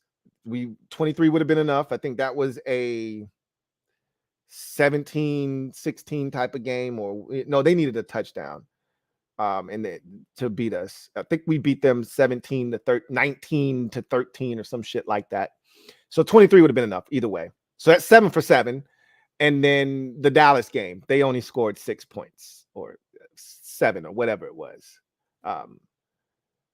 20, what we beat them? 26-6, something like that. All 8 of the games we won, I thought it would be like 6. No, all 8 of the games that we won last year, we would have won with 23 points. Okay, all 8 of them. And if you add in the other ones, so if we are averaging 24 to 28, we're a dangerous team. I can't say with 100% certainty. I can't guarantee you that that's where the number will be. But I think we'll be hovering somewhere in that neighborhood. If we can get to 24, look out. Anything above 24, you tell me right now we're averaging 26.2 points a game in 2023, and I'm going to tell you we won 10 games or more. Right now. I'll tell you that right now. Right now. Right now. Right now. Right now. Metaphor. Thank you for the super chat. Greatly appreciate you. My guy Metaphor writes, words are passion. EB dropping S-bombs today. Love it. Yeah, he dropped a shit today. And they didn't have the dump button ready. And he knew it as soon as he said it. And he was like, oh. And he looked over at like the PR guy like, oops, I'm sorry. I'm going to get fined for that, ain't I? He's like, I'm sorry, guys. Yeah, he's passionate, man. And he's like, look, y'all going to hear me every single day. every day. So I don't know how his voice doesn't get tired. He's probably trained it to be as resilient as it is, to withstand the punishment that it takes. He was talking about, I cannot wait until training camp. He's fired up, man. He is fired up. Christopher McLaughlin, thank you for the super chat. Greatly appreciate you. Thank you for being a member of the MOBB. My guy Chris writes, "Hey Lou, what's up, Chris? Hope all is well with you and the fam. Likewise. How much more aggressive do you see the defensive play calling being this season with the improved secondary personnel to blitz and force turnovers? I don't know if that's going to change Jack's philosophy or not. The more you trust your guys on the outside, the more aggressive you can be. That is a fact. But also, the more aggressive you are, the more compromising a position you put your players in. And one of the things that made us such a good defense last year is we would bend, but we wouldn't break. And the part of the reason we didn't give up a ton of points is because we weren't very aggressive. So there weren't a ton of over-the-top shots for you to take. You had to take what was in front of you. And eventually, with that in mind, and that this is how a lot of NFL defenses operate. Not everybody, because there are guys like Wink Martindale who just don't give a shit, you know? Or as a wise man once said to me, I just don't give a fuck, right? Some coordinators just don't give a fuck. Like, I'm throwing caution to the wind. The Giants didn't have any DBs last year. None. Okay. They were starting Fabian Moreau at corner. All right. And he was blitzing like he had 2 all-pro corners out there. Like James Bradbury was still out there and Adoree Jackson never got hurt. He didn't give a shit. Some coordinators don't care. I'm going to make you prove that you can handle this blitz. Other coordinators are like, nah, man. What I'm not going to do is give up this deep ball over the top. I'm going to make you earn it on an 11-play, 67-yard drive. And if you can do that, I tip my cap to you and I say, hey, hell of a job. But what we're banking on is that on one of these possessions, you're going to have a negative play, or you're going to have a batted ball, or, we're going to have great coverage and it's going to be incomplete on 2nd and 7. And now it's 3rd and 7.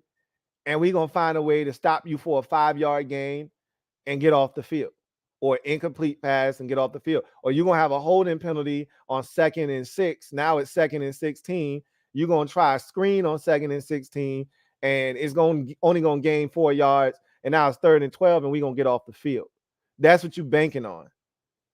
So in saying that, that's how Jack kind of operates. Like, not putting my guys in a compromising position. I'm going to make you earn it. And if you can earn it, touche. But we don't think you can get all the way down the field and into the end zone on this defense. So we just going to keep giving ourselves a chance to call another play. So do I see Jack just all of a sudden becoming this uber aggressive coordinator after, 3 years of being here and not really showing that? Nah, not even with a better, personnel group, not with more talent out there. I think he's just going to rely on the fact that, hey, I got some dogs up front that I think can hunt, and I think I can rush. Look, the dream of any defensive coordinator is to be able to rush 4 and drop 7 into coverage. If you can do that consistently, you're going to make it tough on the opposing team to find holes and windows to put the football in, especially if you got dudes on the back end that can cover. So if you could just rush 4 and hit home with just 4, and we did that well last year, by the way, then you're going to keep doing that. Nobody wants to blitz. You blitz because you feel like you need to blitz. So if you could just rush 4 and get home, or at least create pressure, that's what most teams want to do. So I think they're going to continue to do that, honestly. J Mitch 913, stand up. You are the newest member of the MOBB and definitely in the building. Mob, y'all know what to do. Show J Mitch 913 some love. Welcome J Mitch 913 with open arms. Let them know how we do it here. It's all love. Can't wait to chop it up with you. Welcome to the squad. Welcome aboard. All right. Derek B. Thank you for the super chat. Greatly appreciate you. Thank you for being a member of the MOBB, my guy. Derek B writes, Sadiq, a.k.a. Creme Brulee, tight end was a big if before injury. Hey, look, man, I can't I can't argue with Sadiq's injury history. It hasn't been a good one. All right. Same with Sam Cosmi. The two guards that we're banking on don't have the best history of staying healthy. So I can't vouch for either one of them, but this is a new year. That's all I'm going to say. We'll see what happens. Tight end was iffy before the injury to Amani Rodgers. Facts. Again, nothing you've said is incorrect, but it's not like we felt like the tight end position was trash. We just said it's a big question mark. I can tell you this. I'm much more confident, and I know this isn't saying much, but I'm much more confident. The lowest I've ever been on the tight end position was Ron's first year here in 2020 when they went out and signed Logan Thomas and said, hey, we fixed the tight end position. I was like, you a damn lie. You ain't do shit. Our tight end position is trash.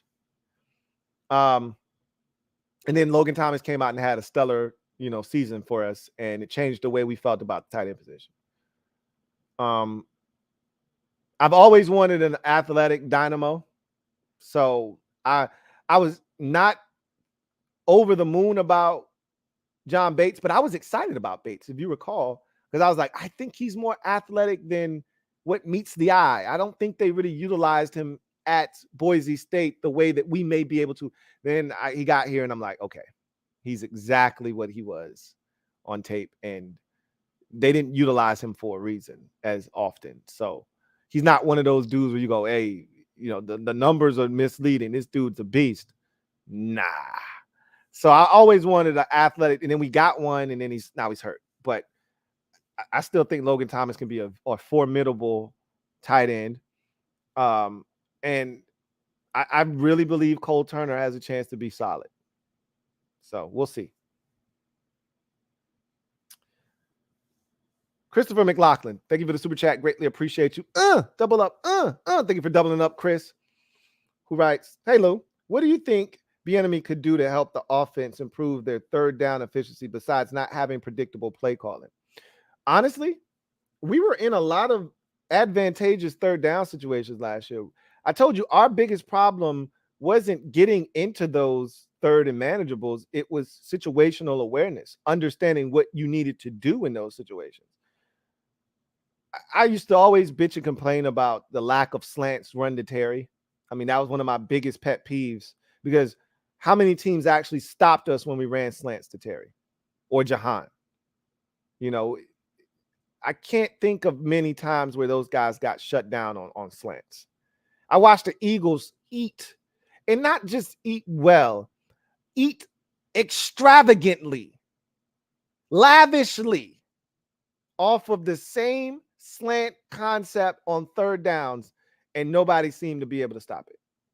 And it was like, shit, if you can't stop it, we ain't going to stop running it. If it ain't broke, I ain't looking to fix it. So it's just little things where I'm saying, just execute, just do the little things right. I think you're going to see an attention to detail that was lacking last season.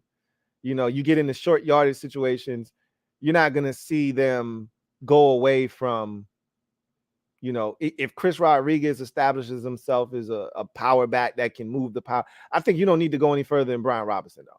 I've already expressed how I feel about B-Rob in those situations. But I don't think you're going to see a situation where you're going to see Antonio Gibson, even though I know Gibson is a big back himself. And he's capable of moving the power, but he's not B-Rob in those situations. He's not Chris Rodriguez in those situations. I don't think you're going to see a 3rd and 1 and they're going to not have B-Rob in the game. Or you're going to see a 3rd and 3 or 3rd and 4 and they're going to run a outside gun run or off tackle. I'll call it an off tackle gun run to Curtis Samuel instead of giving it to Brian Robinson on 3rd and 3 or 3rd and 4. You're not going to see some bullshit like that where you get stopped and you're like, what the hell was that about? And of all people, you're going to give it to Curtis Samuel to slam it up in there, not B-Rob? I don't think you're going to see that kind of shit. Yeah, I think you're going to see, and you know what I love about the Chiefs is they don't wait till 3rd down to attack you. You're allowed to get a first down on 1st down. You're allowed to get a first down on 2nd down. You don't have to wait till 3rd down to get a first down. You know how often the Chiefs find themselves in 3rd down? It's a lot of times they don't even encounter a 3rd down on a drive. You know, or they only had 1 3rd down. Like when we scored a touchdown, we went 4 of 4 on 3rd down on that drive, on 3rd downs on that drive. You know, we went 3 of 4, and then we went for it on a 4th down and got that and ended up scoring a touchdown. I think the biggest thing that you're going to see them do is utilize the running backs and the tight ends a little bit more. And I think that's going to open up things for the receivers. But the tight end was a non-factor last year, pretty much. So it's almost like you really didn't have to worry about them impacting the game. Like on a 3rd and 4, you should be able to hit your tight end on a little spot route, right over the ball. You should be able to hit your tight end on a little quick out. I watched Jason Witten kick everyone's ass, including ours, for years. On 3rd and 5, he run the slowest out route you could ever imagine. Lean on the defender at the stem of that route, create just the tiniest amount of separation that was necessary, catch the football. I've seen Logan Thomas do that, especially in 2021 or 2020 rather. I know he's capable. Then you're going to see a little bit more of that in those short yardage situations where you don't need before, and he can run 5 yards, press the defender off, turn around, and get 5 yards on 3rd and 4, and not a yard more, but you've moved the sticks. You know, and you know what I think is going to be the biggest improvement, because even last year, and I used to talk about this on the film breakdown, I called it the vortex from the 40 to the 40. From our 40 to the opposing team's 40, that's where our drives would go to die. We would get 2 or 3 first downs on just about every single possession. And then we'd be at our own 47-yard line approaching midfield, and then shit would fall apart. Or we would push the ball past midfield and get to the opposing team's 43-yard line, and then the drive would stall out. I think that's where you're going to see the improvement this year, that those drives aren't going to stop there. Whether it be Sam's legs or his ability to get it to a playmaker, or the tight end stepping up, or the run game being more impactful, you're going to see those drives continue down the field. And even if they don't end in 7, they're going to end in at least a field goal attempt. You know how many times we punted the football in that no man's land range, or we went for it on 4th down and didn't get it because it was too close to kick a punt or attempt a punt, and it was too far for Ron's comfort to kick a field goal, because if you missed, you were giving up great field position. You know how many times we found ourselves in that position? Or Ron just elected to punt, like the Giants game, for instance, where he bitched up on us, and there were several times where I thought he could have gone for it, and he was like, nah, we're going to punt, play the field position game. I don't think those are going to happen this year. So, anyway.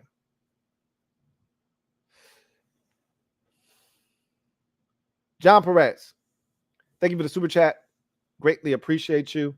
My guy JP writes, "Sup, Lou? Sup, JP? Just finished watching the Red Sox game. Feel like we're going to win some games we have no business winning. Upsets over Buffalo and Dallas, perhaps. That Buffalo game I'm circling on the calendar. Everybody's going to assume that's a loss. I remember last year telling y'all before the season started we were beating Green Bay. I don't know if y'all remember that, but I predicted a win against Green Bay. They didn't turn out to be the team that I thought, but you guys didn't know that before the season started. You didn't know what Green Bay was going to be. I'm not predicting a win against Buffalo, but I told you, that's not a kamikaze mission. That's not a game that is impossible. I look at the Bills, they are mortal, and they're coming to our building. I get it. That doesn't mean shit. Bills Mafia is probably going to come and take over the stadium, right? Is that going to still be a thing now that Dan's gone? I don't know. I'm going to assume that it is. You think every one of the fans that weren't here are all of a sudden just going to start showing up because Dan's no longer here? No, it's going to take some time. You got to win games to get some of those people to come back. All right. It's not going to be enough for Dan to be gone. You're going to have to also show them that it's different by you winning some football games. That said, you won't be able to prove that in the first 2 weeks. Even if they're both wins and they're both blowout victories, I still don't think that's going to mean you're going to keep Bills fans out of the stadium in week 3. I think they're going to come in here and take that puppy over. So with that said, I do think it's still going to be, a crowd that still has Buffalo feeling, like they're not in a true road environment. However, we're not in Buffalo. That's the most important part. And I think they're vulnerable away from Buffalo. They're a much more dangerous team at home than they are on the road. And so I think we got a shot against the Bills. But again, I'm concerned with I'm concerned with September 10th and the Arizona Cardinals. And then the 17th and the Denver Broncos. And then we can start talking about Buffalo in week 3 on the 24th of September. But until then, I definitely think we can be highly competitive and potentially steal that game. I really, truly do. And Dallas is, no team in the division, technically it's an upset. We're not going to be favored against Dallas in Dallas, right? Again, assuming that the Cowboys are good by the time we get to them, we don't see Dallas for the first time until Thanksgiving. So and Thanksgiving is usually week 12 in the NFL. So I'm assuming that we'll know what Dallas is by then. They're a good team or not. My money's on them being a really solid football team. So as long as Dak's healthy, they're going to be solid. If he's not, then I can't see Cooper Rush continuing to do what he did last year. Anyway, I digress. I don't view any team in the division as an upset if we beat them, unless it's like Philadelphia was last year, just in a powerhouse. They're dominating everybody. They had already dominated us once. They were undefeated. Yeah, that's an upset. Definitely. And we were starting to play better football. We had won, 4 out of our last 5 games or whatever, Chicago, Indy, Green Bay, lose to the Vikings. We had won 3 out of our last 4 games. So we were starting to play better, but we were still 2 games under 500. So anyway, I wouldn't see it as an upset necessarily. Unless we got there and we were struggling and they were good, then yeah. But I think an upset, I'm thinking of, Buffalo or, the Jets on the road. Those are the kind of games I'm thinking of. If the Jets are what I think they could be, that's going to be a tough task, a tough ask, right, on the road. You got the 49ers late in the season. Again, we don't know if they're going to be good or not, but they're going to be at home though. But still, those are the kind of games I look at as upsets if those teams are good. So we'll see. Definitely Buffalo is the first one I'm circling on the calendar. Like, okay, that's a test for us. I would love to go into that game 2-0 with a ton of momentum. I will say this right now. If we're 2-0 going into that Buffalo game, that will be the most jacked crowd that we've seen in Washington since 2015. Since 2015.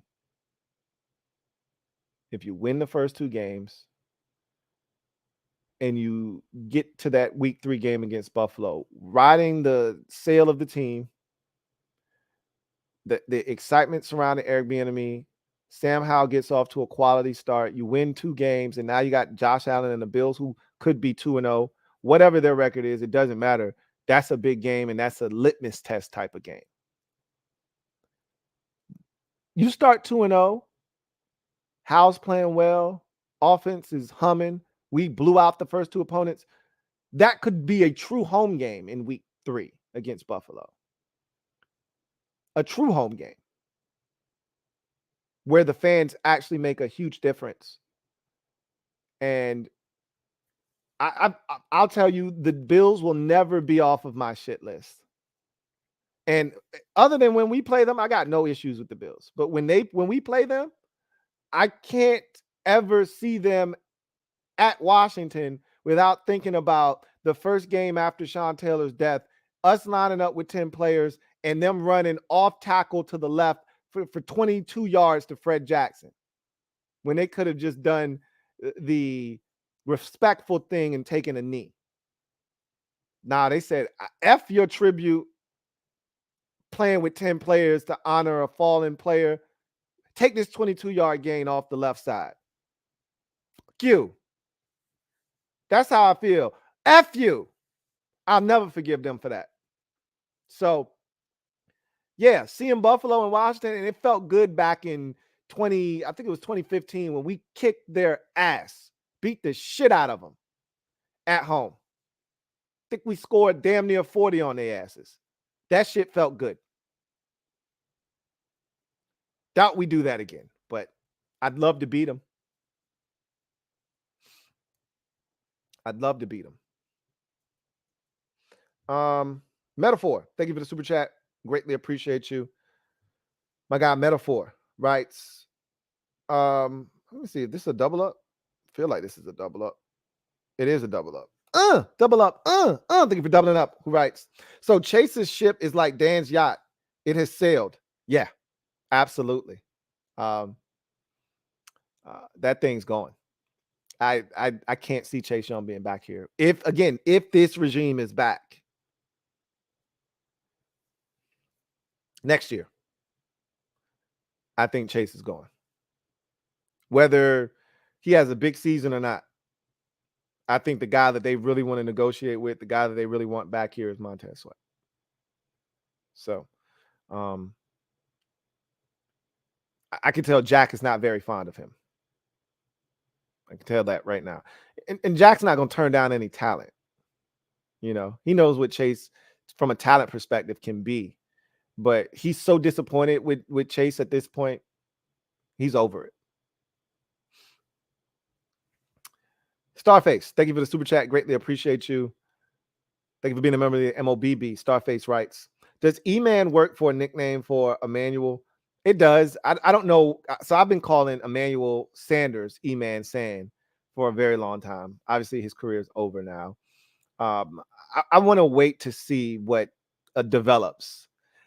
We can't call him the Slim Reaper. There's too many Slim Reapers running around. Just like I would love if we would have came up with a different name for, like Terry was acknowledged right off the bat. There's enough scary Terrys out there.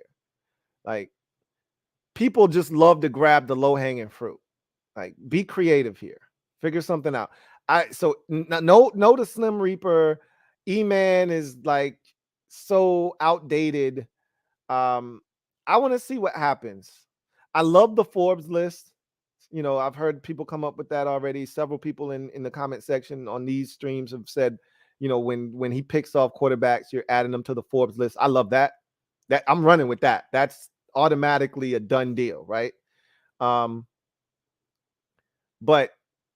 I don't know what the nickname is for him yet.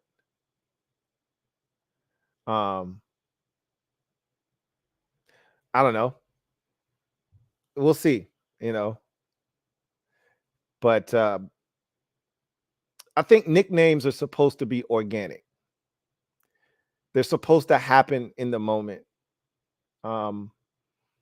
When you spend too much time trying to think of one and come up with one, it usually doesn't work. So we'll see. The best nicknames happen organically. So we'll see what happens. John Perez, my guy JP. Double up. Thank you for doubling up. greatly appreciate you, who writes, I want Chase to be here and play well, but it's frustrating for him to not be at OTAs. Put your ego aside and show up, bro. Be a team player. I could care less that he's not here personally. It doesn't bother me any. I understand both sides of the argument, and I don't care either way. Those that are passionate. I played a clip last week from the radio station 106.7 The Fan, I think it is, and he was going off. Like, I'm not passionate enough to give two shits about that, because at the end of the day, what's going to ultimately matter is what he does when the games count. And him being at OTAs in May isn't going to change the way that he plays in September. So it doesn't matter at the end of the day. They're not learning anything. That, him being there is more symbolic of, one, the team wants you there. Two, you want to be a captain and a leader on this team, lead by example, be at OTAs. Three, from an aesthetics, perspective, the visuals aren't great when you're coming off of a combined 1.5 sacks over the last 2 seasons. That's not, and again, obviously there's a huge chunk of time that was missed in that time frame, but there's still 8 games in 2021 and then another 3 games in 2022. So 11 total games, 1.5 sacks. That I don't give a shit how you dice and slice that up. That's terrible, right?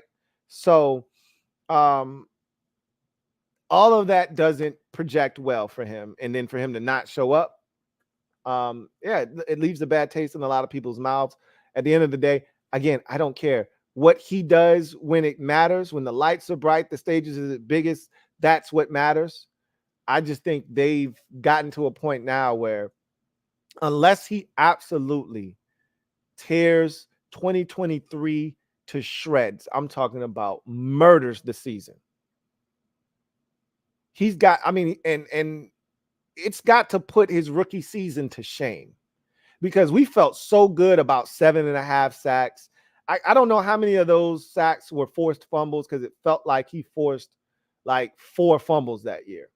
But, we were excited about 7.5 sacks, the scoop and score against the 49ers. He was such an impact player. And he's got to put that season to shame. 12.5, 13.5 sacks, 4 or 5 forced fumbles. It'd be nice to scoop one up, maybe not score, but take it a long way, or pick off a pass, bat it in the air and then catch it, or some shit like that. Be dominant in the run game, which no matter what he does in the pass game as a pass rusher, I always count on him and Tez being dominant in the run game. So if nothing else, I think that's going to continue. But I think he's going to have a massive season to be back. I think Jack's done with him. And if you watch the Commanders log, these coordinators have input, but it's not as great as obviously the GM, the head coach, et cetera, et cetera. But when they got Forbes on the board at 16 and we're ready to make the pick, they said, hey, Ron's like, get Jack in here, And I'm not going to spoil it for y'all. Let y'all watch it. Anyway, we'll see what he does. Again, we've had this discussion already. I don't care. Let's see what he does. I'm just telling you, they're not happy with him. And I think Ron, and he's the guy that has the final say with all of this, Ron's not as pissed off as Jack is. Jack's at wit's end with Chase. He if it were up to him, I really truly believe this, he would send a message. I think he would just start James Smith-Williams and Montez Sweat and be done with it and not give a shit. That's how I think Jack feels, But he's gonna put him out there, and I think Chase is gonna play well. I just don't think he's gonna play better than Montez Sweat. John Perez, my guy, JP, thank you for the super chat. Greatly appreciate you. Who writes, you really want to put a spicy hot take out there? Say that Sam Howell will be the MVP of the league. That should rile up even the Super Friends panel. I don't make hot takes just to like, I'm not on ESPN, right? I'm not looking to gain headlines by saying some outrageous shit that even I don't believe. That's not my move. Okay. That's extremely spicy, but that's negligent as well, because I don't expect Sam Howell to be the MVP of the league. So I'm not going to say anything crazy. You start making crazy, accusation, or not accusations, predictions like that, and people are going to start tuning you out. I told you that when I say things that are spicy, it's spicy, but it's still within the realm of possibility. Sam Howell is not winning MVP of the league this year. It's not happening. And we've seen some excellent performances by young quarterbacks over the years. You're not going to be the best player in the league. So, no, I couldn't do that. Humble King, thank you for the super chat. Greatly appreciate you. Thank you for being a member of the MOBB. Humble King writes, smash the like button. Y'all heard the man. Thank you for that public service announcement. Smash that like button. All right. Doesn't cost you a thing. Helps this channel exponentially. Over 360 of you out there, and we still haven't hit 200 likes. Make it make sense. Thank you for that PSA, Humble King. Joe Rockhead, thank you for the super chat. Greatly appreciate you. Thank you for being a member of the MOBB. Dope thumbnail, as I always tell you, who writes, we're dropping 30 burgers this season, 4 minimum. I made that statement last year. Did not work out well for me. Did we drop any 30 burgers other than the win against the Eagles? I don't think we had any 30. I wanted one so bad against the Texans last year. I was just being greedy there, man. We didn't need it, but I wanted it. I wanted one against Dallas at the end of the season, and we wanted no parts of that. We had chances last year. We didn't want them. We just wanted to win. And I don't mind. But I was really hell bent on us getting 430 burgers last year, at least. And it didn't happen. I think we could see that this year, but I need to see the offensive line first. I can't stress that enough. I really want to see this group before, because I'm not worried about Sam. I'm not worried about the skill guys, running backs, tight ends, receivers, none of that. I'm just worried about the offensive line. If they can put together a group of 5 guys that can do their job adequately, Sam with his wheels, even with trouble, I think Sam can, do some things that's a thing that I don't think a lot of people are taking into consideration. There were so many opportunities that are left out on the field because we didn't have a quarterback with true mobility, or at least willing to utilize it consistently. Carson Wentz was as slow as I've ever seen him. He might have been the slowest quarterback we've had here. Oh, man.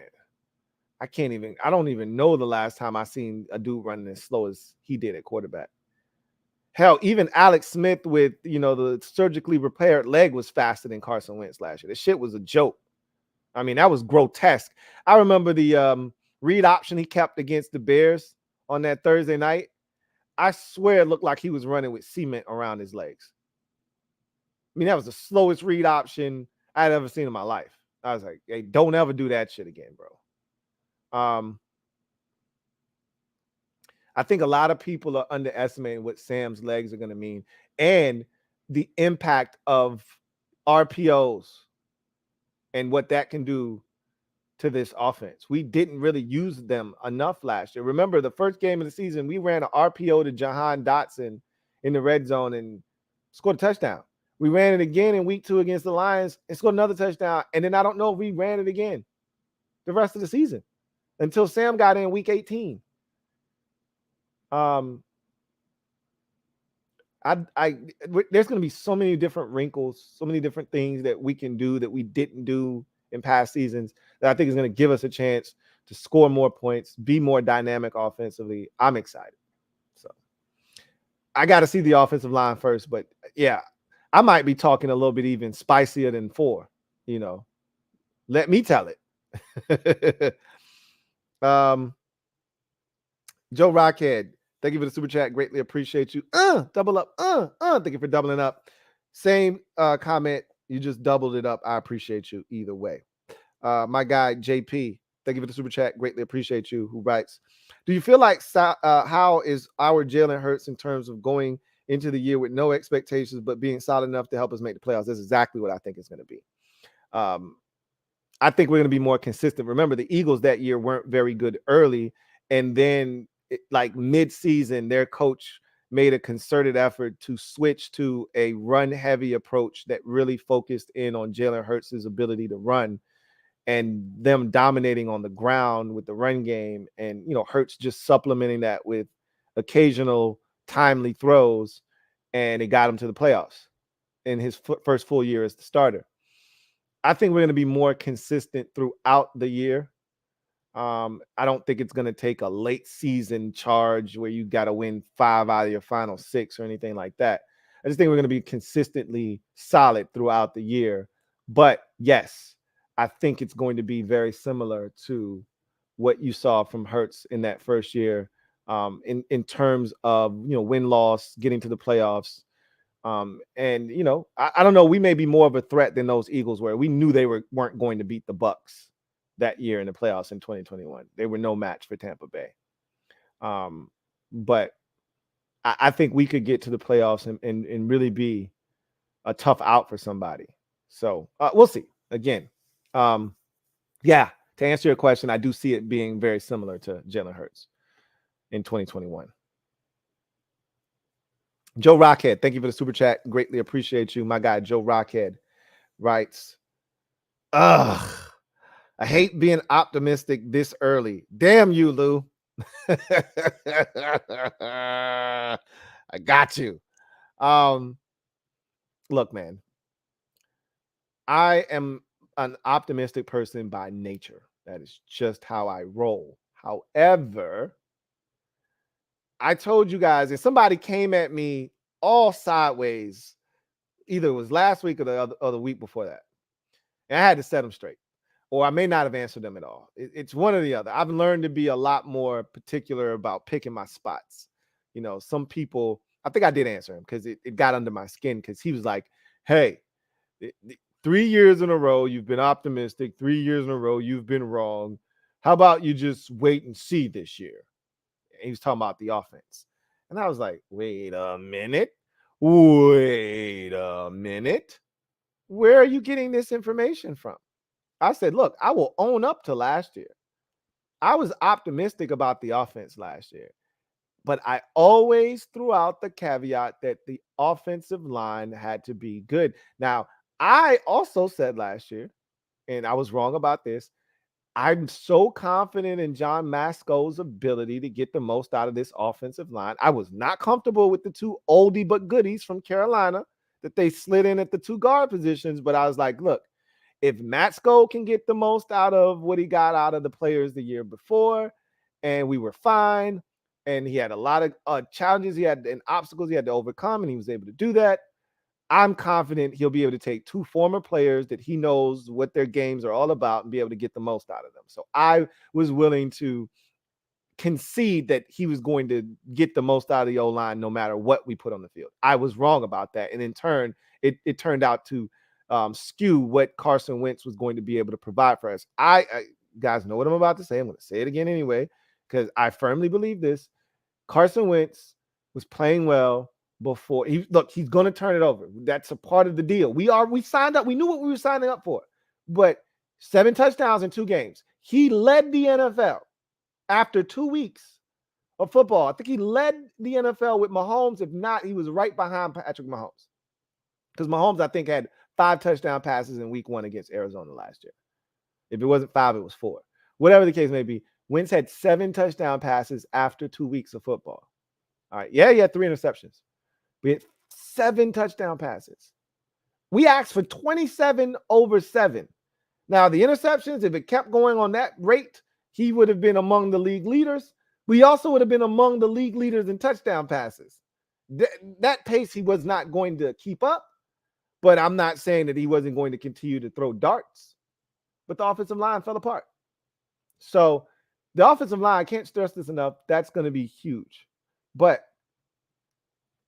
if they're good, I think we got a shot to do some damage this year. I love the fact that nobody, and when I say nobody, I mean nobody is giving this team a chance. There's a select few out there. Dan Orlovsky, I think, really likes Sam Howell, and he thinks, and I think he acknowledges that, hey, we have talent here. But there's not a lot of people out there. You know, we might get Adam Rank to come on, you know, before the season starts and say that we're going to go 2-15 this year. Like, that's how people view us. We suck. No, we don't. And we're going to prove it. Now, to what extent is the question? Is the coaching staff better? We don't know. We're just because it's different doesn't mean it's better. It just means it's different. All this shit that we say feels different. Yeah, it is different. Doesn't mean it's better. It just means it's different. We think it's better. We hope. It's probably the better word. Just like I hope Sam Howell is good. But I feel confident. Just like I feel confident that a lot of these changes to the staff are going to work out. I feel confident that Sam Howell's going to be good. But we don't know anything. But that's the difference between being pessimistic and optimistic. Is if you're pessimistic, you don't believe. And if you do, you see it from what can go wrong instead of what can go right. And if you see it from that perspective, I tip my cap and I say touche, because this organization has trained you to look at everything from a negative perspective. They've trained us to look at it that way. By nature, I'm not that guy. Unless I look at it and I say, yeah, this is some shit. Like in 2020, we had no business winning the division. We were trash. 2021, everybody was excited about Ryan Fitzpatrick. I came up here repeatedly week after week and said, I don't believe you. You need more people if you think Ryan Fitzpatrick is going to be good. Because I don't. I was excited last year. And the dude tried to tell me that I've been hyping us up 3 years in a row. And I was like, bro, you a damn lie. I didn't say it like that, but that's how I felt in my head. Like, you a damn lie. Because I damn sure won't hyping us up in 2020. And I know for a fact with Ryan Fitzpatrick, you can go check the tape. I wasn't hyping this offense up with Ryan Fitzpatrick at quarterback. Damn sure I wasn't doing that. Last year, yeah, guilty as charged. And I wasn't asking for 2017 Carson Wentz. I was just looking for 2021 Carson Wentz. Just give me the Colts Carson Wentz. We'll be straight with that. Couldn't even get that. So I'm sorry if I'm rubbing off on some of y'all. I apologize. But this is the time of year. I warned y'all. This is the time of the year. Mark David, thank you for the super chat. Greatly appreciate you. Mark David writes, how about Sam's legs and your thoughts on JDR? It's crazy that you just brought that up. I literally just talked about his legs. And people not really talking about his legs. Like, I just told the super friends, like, I could tell LB had no idea when I said Sam Howell rushed for over 1,100 yards in his junior season. And you could tell he was like, oh shit, he did? And I could tell he was thinking about it because he asked me, what conference did he play in again? And then he said, he really rushed for that many yards? I'm like, yeah. See, a lot of people don't know that about Sam, you know? And if you don't know, then you don't know, you know, but Sam rushed for like 900 and some change in his junior season. And obviously in college, they do it a little bit different with statistics because they subtract your sack yardage from your rush total. So, you know, you'll see quarterbacks with negative 46 yards rushing on the season. You're like, how the hell did you get negative 46 yards? That's because they count in the sack yards. If you're not much of a rusher, you know, and you get sacked throughout the course of the year, and you get sacked for negative 80 yards total, and you ran for, 34 yards on the season, that's how you end up with negative 46 yards on the season. So Sam rushed for over 1,100 yards. You take away the sack yards, and he ended up with 9 and some change. 8 like high 8s, like 870 something, 880 something, 890 something, or 9, low 9s. It's ridiculous. Dude's an athlete, man. Now, I caution him against the tough guy shit, because Sam will lower his shoulder. He thinks he can bounce off. Like, save that shit for college. That if I could talk to him, the one thing I would say to him is, bro, you're more valuable to us than an extra yard or two. Understand time and situation. There's certain times where, yeah, I need you to dive for that first down. That's not 3rd and 6 in the first quarter. Nah, that ain't the time I need you to do that. Or I need you to lower the shoulder. That ain't 3rd and goal from the 7 and you scramble in the first quarter. Even though I would love for you to find a way in, if you can, you do whatever you can to get in, right? I just need him to be cognizant of taking unnecessary shots. He's a physical dude, though. Like, a lot of people don't give Sam Howell the credit for being the physical player that he is, runner, all of that good stuff. But I think his legs are a massive asset that people are discounting. All people want to talk about is, his size. Can he throw the football? If you watch, you know what he's capable of. In the Super Friends stream, they all want to talk about the one performance against Dallas, and everybody on that panel, probably with the exception of Bad Dog, Law and LB in particular, they're heavy on stats. They love throwing numbers at you. Numbers are so hollow, or can be, not all the time. You've heard people lie, people figure and figures. What is it? What's the phrase? I always say, people lie, numbers don't, right? But I always say, but you can manipulate numbers to tell the story you want it to tell, to fit your narrative. And you see Law and LB doing that a whole hell of a lot, right? I'm more of an eye test guy. Yeah, you could have had 964 yards receiving this year, but I want to watch. I want to be the judge of those 964, because I could value a guy that had 662 yards more than your dude with 964. So I want to see it. Don't tell me he had a QBR or a passer rate or this, that, and the third of 59.6. Did you watch the game? Did you see the drop passes? Right? Come on now. Did you see the fact that they refused to throw the football? And, with the limited reps that he did get, he was carving your ass up. Did you see him using his legs and hurting you with that? Like, yeah, there was a lot of good in that game. But anyway, JDR, you asked about JDR.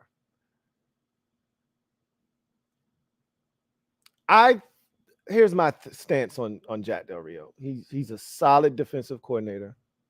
I would prefer younger, more innovative. But here's the thing. I say that, but if you look at some of the more successful coordinators of recent note that have gotten jobs, i.e. Saleh and DeMeco Ryans in San Francisco in particular, I don't think Jonathan Gannon was worthy of a job. But you also look at the Bears coach Matt Eberflus getting a job with Chicago last offseason. Those are the ones I want to kind of focus in on, because those are the ones that I thought deserved opportunities as defensive coaches, which are rare these days. Brandon Staley is another one. He got an opportunity about 3 or 4 years ago after having the #1 defense in Los Angeles with the Rams. And if you look at all of those coordinators, they're all young, with the exception of Eberflus. I think he's a little bit older, but Staley, Salah, and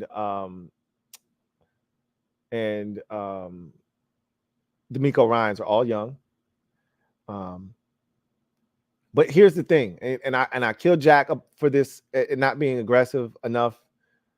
None of those coordinators really blitzed a whole hell of a lot. And they got pressure with 4, but they did it creatively, though. Especially Staley. He did so many things to free up, Aaron Donald. It's not even funny, So many ways they move guys around. I just would love to see them do that here. I've seen plays where Nick Bosa is standing up over the center. Right? He's walking around and then he just blitzes, like just standing up. He still rushes, but it's just from a different. We don't do anything unique. We just line up and say, hey, our guys are better than you. And that's cool. But I feel like we could do more than just twist and stunts up front or just rushing. Like, I feel like you can line up Chase and Montez on the same side. You can overload a side and rush that way and make them have to adjust to that. Like, there's different things you can do. You don't have to just say, Chase, Montez, pick a side. We're going to run a little stunt. We're going to run a little game up front for you guys. That works too. But I think there's more things that he could do, but I just don't think he's going to do that personally. But I did want to say in his defense, a lot of what he does, other coordinators are doing that have been wildly successful. The biggest difference for Jack in Washington has been we just don't create turnovers. The 49ers, with both of those coordinators, Salah and D'Amico Ryans, create turnovers. They beat you up physically. Matt Eberflus in Indianapolis creates turnovers. I mean, it helps when you have Shaq Leonard in the middle of your defense and he's peanut punching balls left and right, pause, and picking off every damn thing in the middle of the football field. That helps to have a stud like that. But at the end of the day, turnovers is what it cleans up. It's like the deodorant that cleans up everything. You don't have to be great defensively if you're generating turnovers.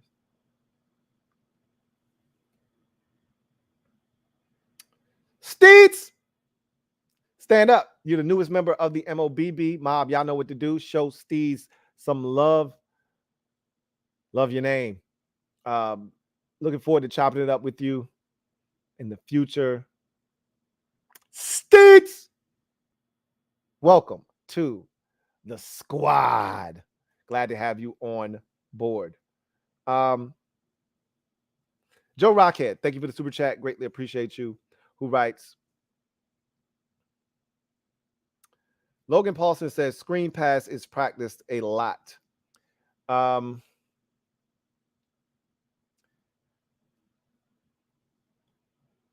trying to think, did the Chiefs run a lot of screens? I don't know if I remember them. Andy Reid has usually been in his career an excellent screen coach, and his teams have been excellent screen teams. I don't know if I remember them running a lot of screens, but I do know they do run a lot of tight end screens. I do know that. And they're going to run the occasional running back screen, but I know that they're great at like running those shovel passes, which is like a form of a screen, right? So you see a lot of those to the tight end. It comes across in motion and they flick it to him in the red zone. It got predictable with them, so they started to switch it up and do other things with it. But we're gonna see. Our screen game was the worst. That was one of the running jokes with Scott Turner specifically last year. It's ridiculous. Got to the point where we were like, "Yo, just stop running screens. We're terrible at them." Everyone except the tight end screen, which we didn't run enough. But we'll see if this team evolves in the screen game, and there are I think part of the reason the screen game didn't work is because we didn't have athletic enough offensive linemen. Some of that, I think, is quelled by adding in a Sam Cosmi and a Sadiq Charles into the mix. Nick Gates. We got more athletic with the moves that we made. You know, Andrew Wiley is a really good athlete. We got much more athletic with the changes that we made. Now we got to see if it's going to pay dividends for us. But part of the screen game, a huge part of it, is can your offensive lineman get out, run, and either get in the way, because sometimes you don't even have to touch somebody, just getting in the way is huge. Or can you get out in front of the screen and actually put a body on a body? Too often our guys were getting beat to the punch, and they weren't selling screen well, and it was a disaster. So we'll see. John Perez, my guy, JP, thank you for the super chat. Greatly appreciate you. Writes, so are you going to make shirts for everybody that says I survived the Snyder era with a discount for 20% off? LOL. That'd be a great shirt, honestly. That's an excellent idea for a shirt. I'm surprised somebody hasn't already come out with that, idea, because that's actually a great shirt.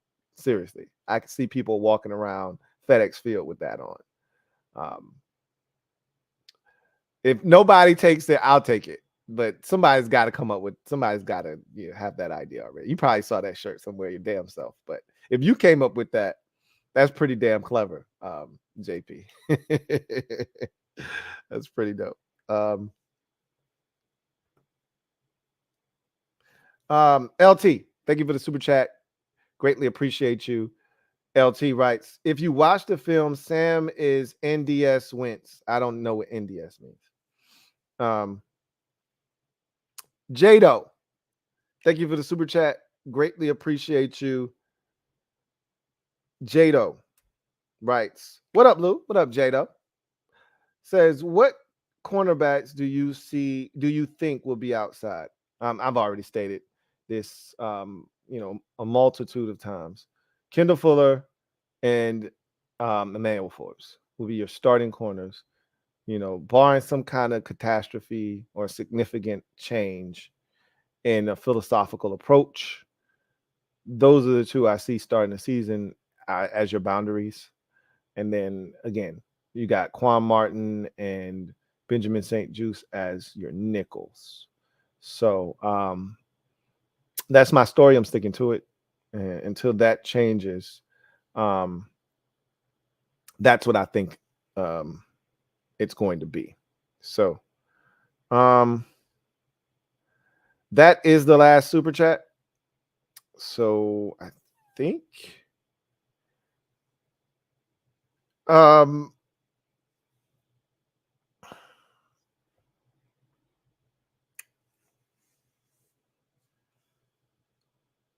I think I'm starting to get bit by that bug, man, that comes in years where I believe we got a shot, like last year. And last year was less. I think the reason I feel so much better this year than I did last year was more about,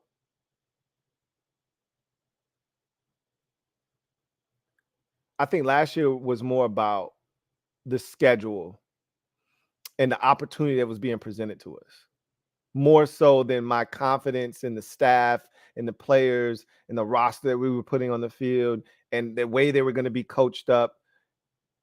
Last year was more about things that we couldn't control that I was excited about, like the schedule, right?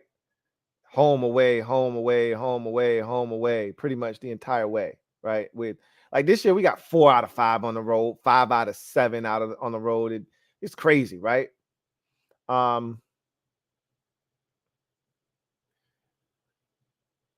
we were playing Jacksonville, Houston, Tennessee, Indy, and Chicago and Minnesota and Detroit and Green Bay. I just loved the way the schedule was set up last year.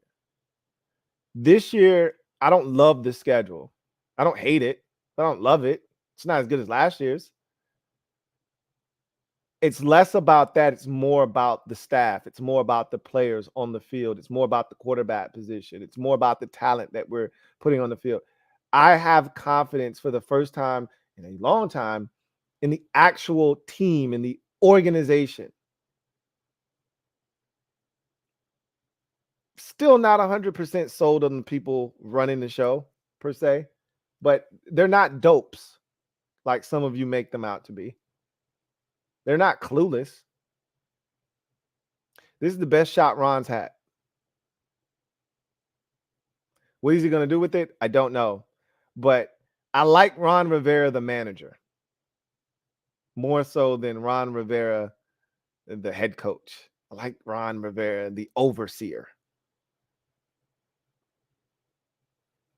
Because I think allowing others to do their jobs and doing it well is going to keep Ron away from, things that he may meddle in that he doesn't need to. And maybe it'll give him an opportunity to focus on some shit that he didn't focus in on enough last year and be better at that. That's being hopeful. I don't think he's going to get any better in game management or making adjustments or anything like that. But maybe somebody that he's moved around, Ken Zampese or Eric Bieniemy or somebody like that, will help him in that regard. I don't know. We'll see. Here's the hoping that we're not in a bunch of games that force us to have to rely on Ron's, coaching prowess. Here's the hoping that we kicking some ass and taking some names next year or this upcoming season. I've said this to you guys before. Aren't you ready for some ass whoopings and being on the end of dishing them out instead of receiving them? We haven't really gotten our asses handed to us, in many games since Ron has gotten here. We've been down big, but we always find a way to make it interesting, right? I think I've counted on one hand the amount of ass whoopings we've doled out since Ron has gotten here. And this extends beyond Ron, but specifically 3 years he's been here. There haven't been many times you've been comfortable in the fourth quarter.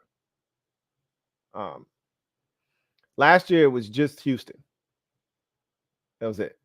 I don't think there was any other win where you were able to be relaxed in the fourth quarter. And even then, I still was like, not really nervous, but I was like still a bit uneasy. I was just like, hey, y'all letting them get too many fourth down conversions. The hell is going on right now?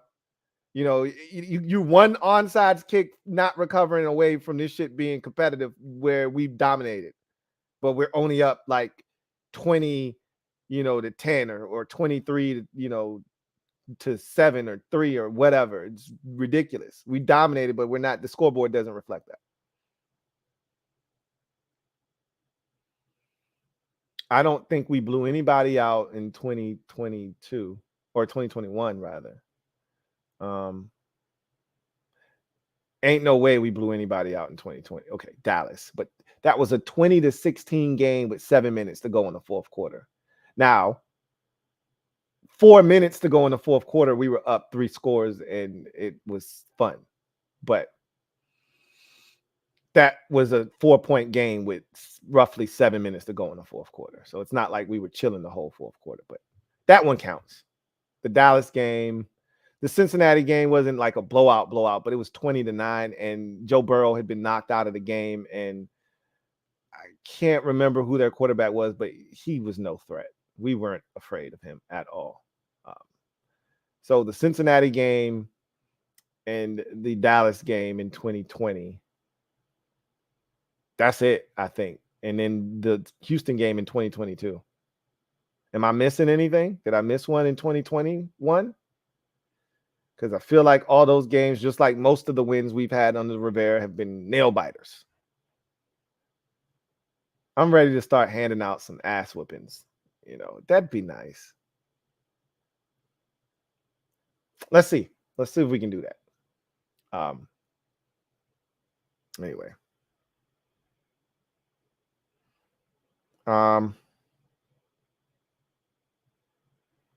Steez, thank you for the super chat. Greatly appreciate you. Once again, welcome to the MOBB. So glad to have you on board. Steez writes, what up, Lou? What's up, Steez? Steez writes, I think Chase still has a spot with this regime. I recall Ron saying not too long ago he viewed Chase as a leader on defense. I don't know how long ago that was. I think they love the energy that and the enthusiasm that Chase plays with, that he has for the game. But look, I know the coaching staff says that the players pick the captains, but the coaches have input on that too. They're not going to just allow anybody to be a captain. I guarantee you Chase Young is not a captain this year. I could be wrong about that. And the players could vote him a captain anyway. I don't think he's going to be one, just like he wasn't a captain last year. I don't think he's going to be a captain this year. So they can say, you know, we feel like he's one of the leaders on defense. Their actions will speak louder than words. I can't see him being a leader with a C on his chest and a captain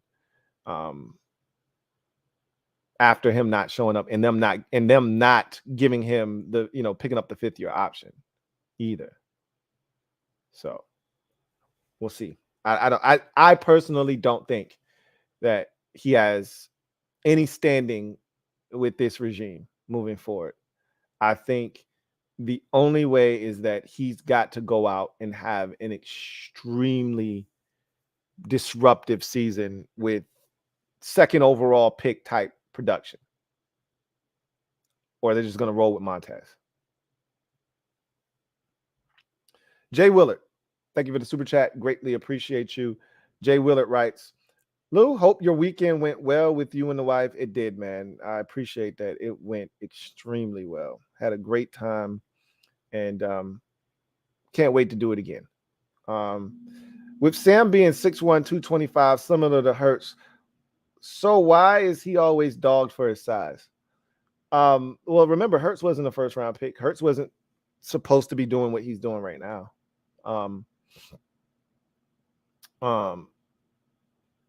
I think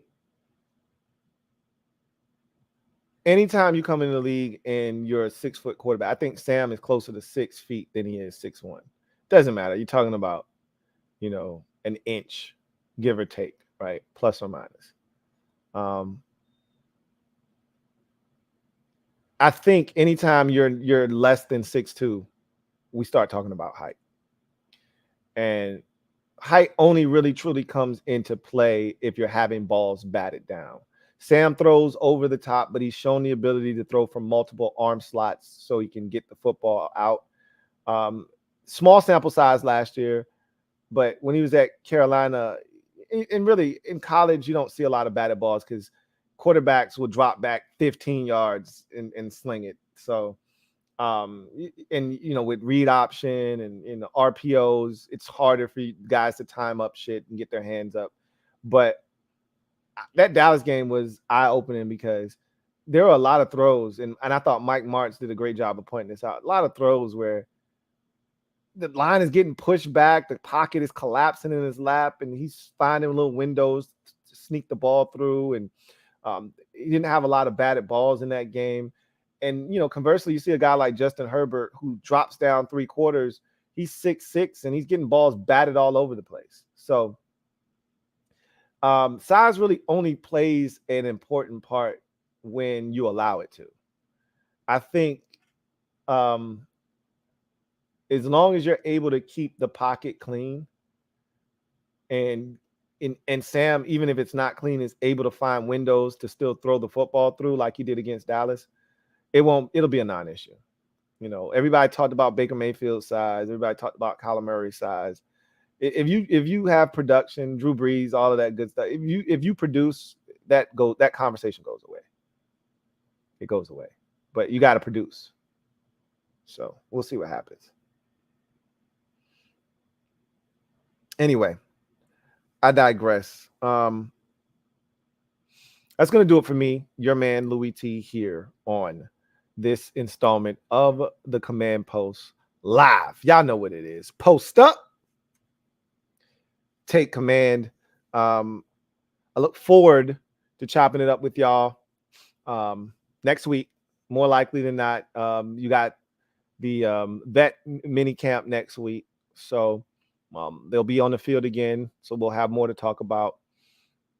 If anything should happen over the weekend, I'll be back in your space. But the likelihood is you won't see me until next week sometime. But if you're a fan of the Louie T Network podcast, I should be up and running tomorrow with a new episode of the podcast. If you are a music lover like myself, I put out a new episode of MusicHead University today. I would love for you to come over, give it a spin, see if you like it. If you do, sub up. The link is down in the description of this video. I'm pretty sure my mods have dropped the link in there a few times throughout the stream. So give it a look, see if you are interested. But in any event, I will have another upload on the MusicHead channel tomorrow. And I will have, more likely than not, an episode of the Louie T Network podcast as well. But with that said, that's going to do it for me, your man Louie T, here on the Command Post. Look forward to chopping it up with y'all next week. Gave y'all some hot takes. You got a lot to watch. If you haven't already watched all of the Super Friends stream, check it out. You got this also to consume over the weekend. So there's content here. I may throw another video at y'all over the weekend. That's something that I've done over the last couple of weeks, and I may do that again. But if not, see you guys next week. God bless and good night. The Louie T Network is powered by MusicHead University. MusicHeads, classes in session. Turn me up. Enroll on YouTube now. Link is in the description.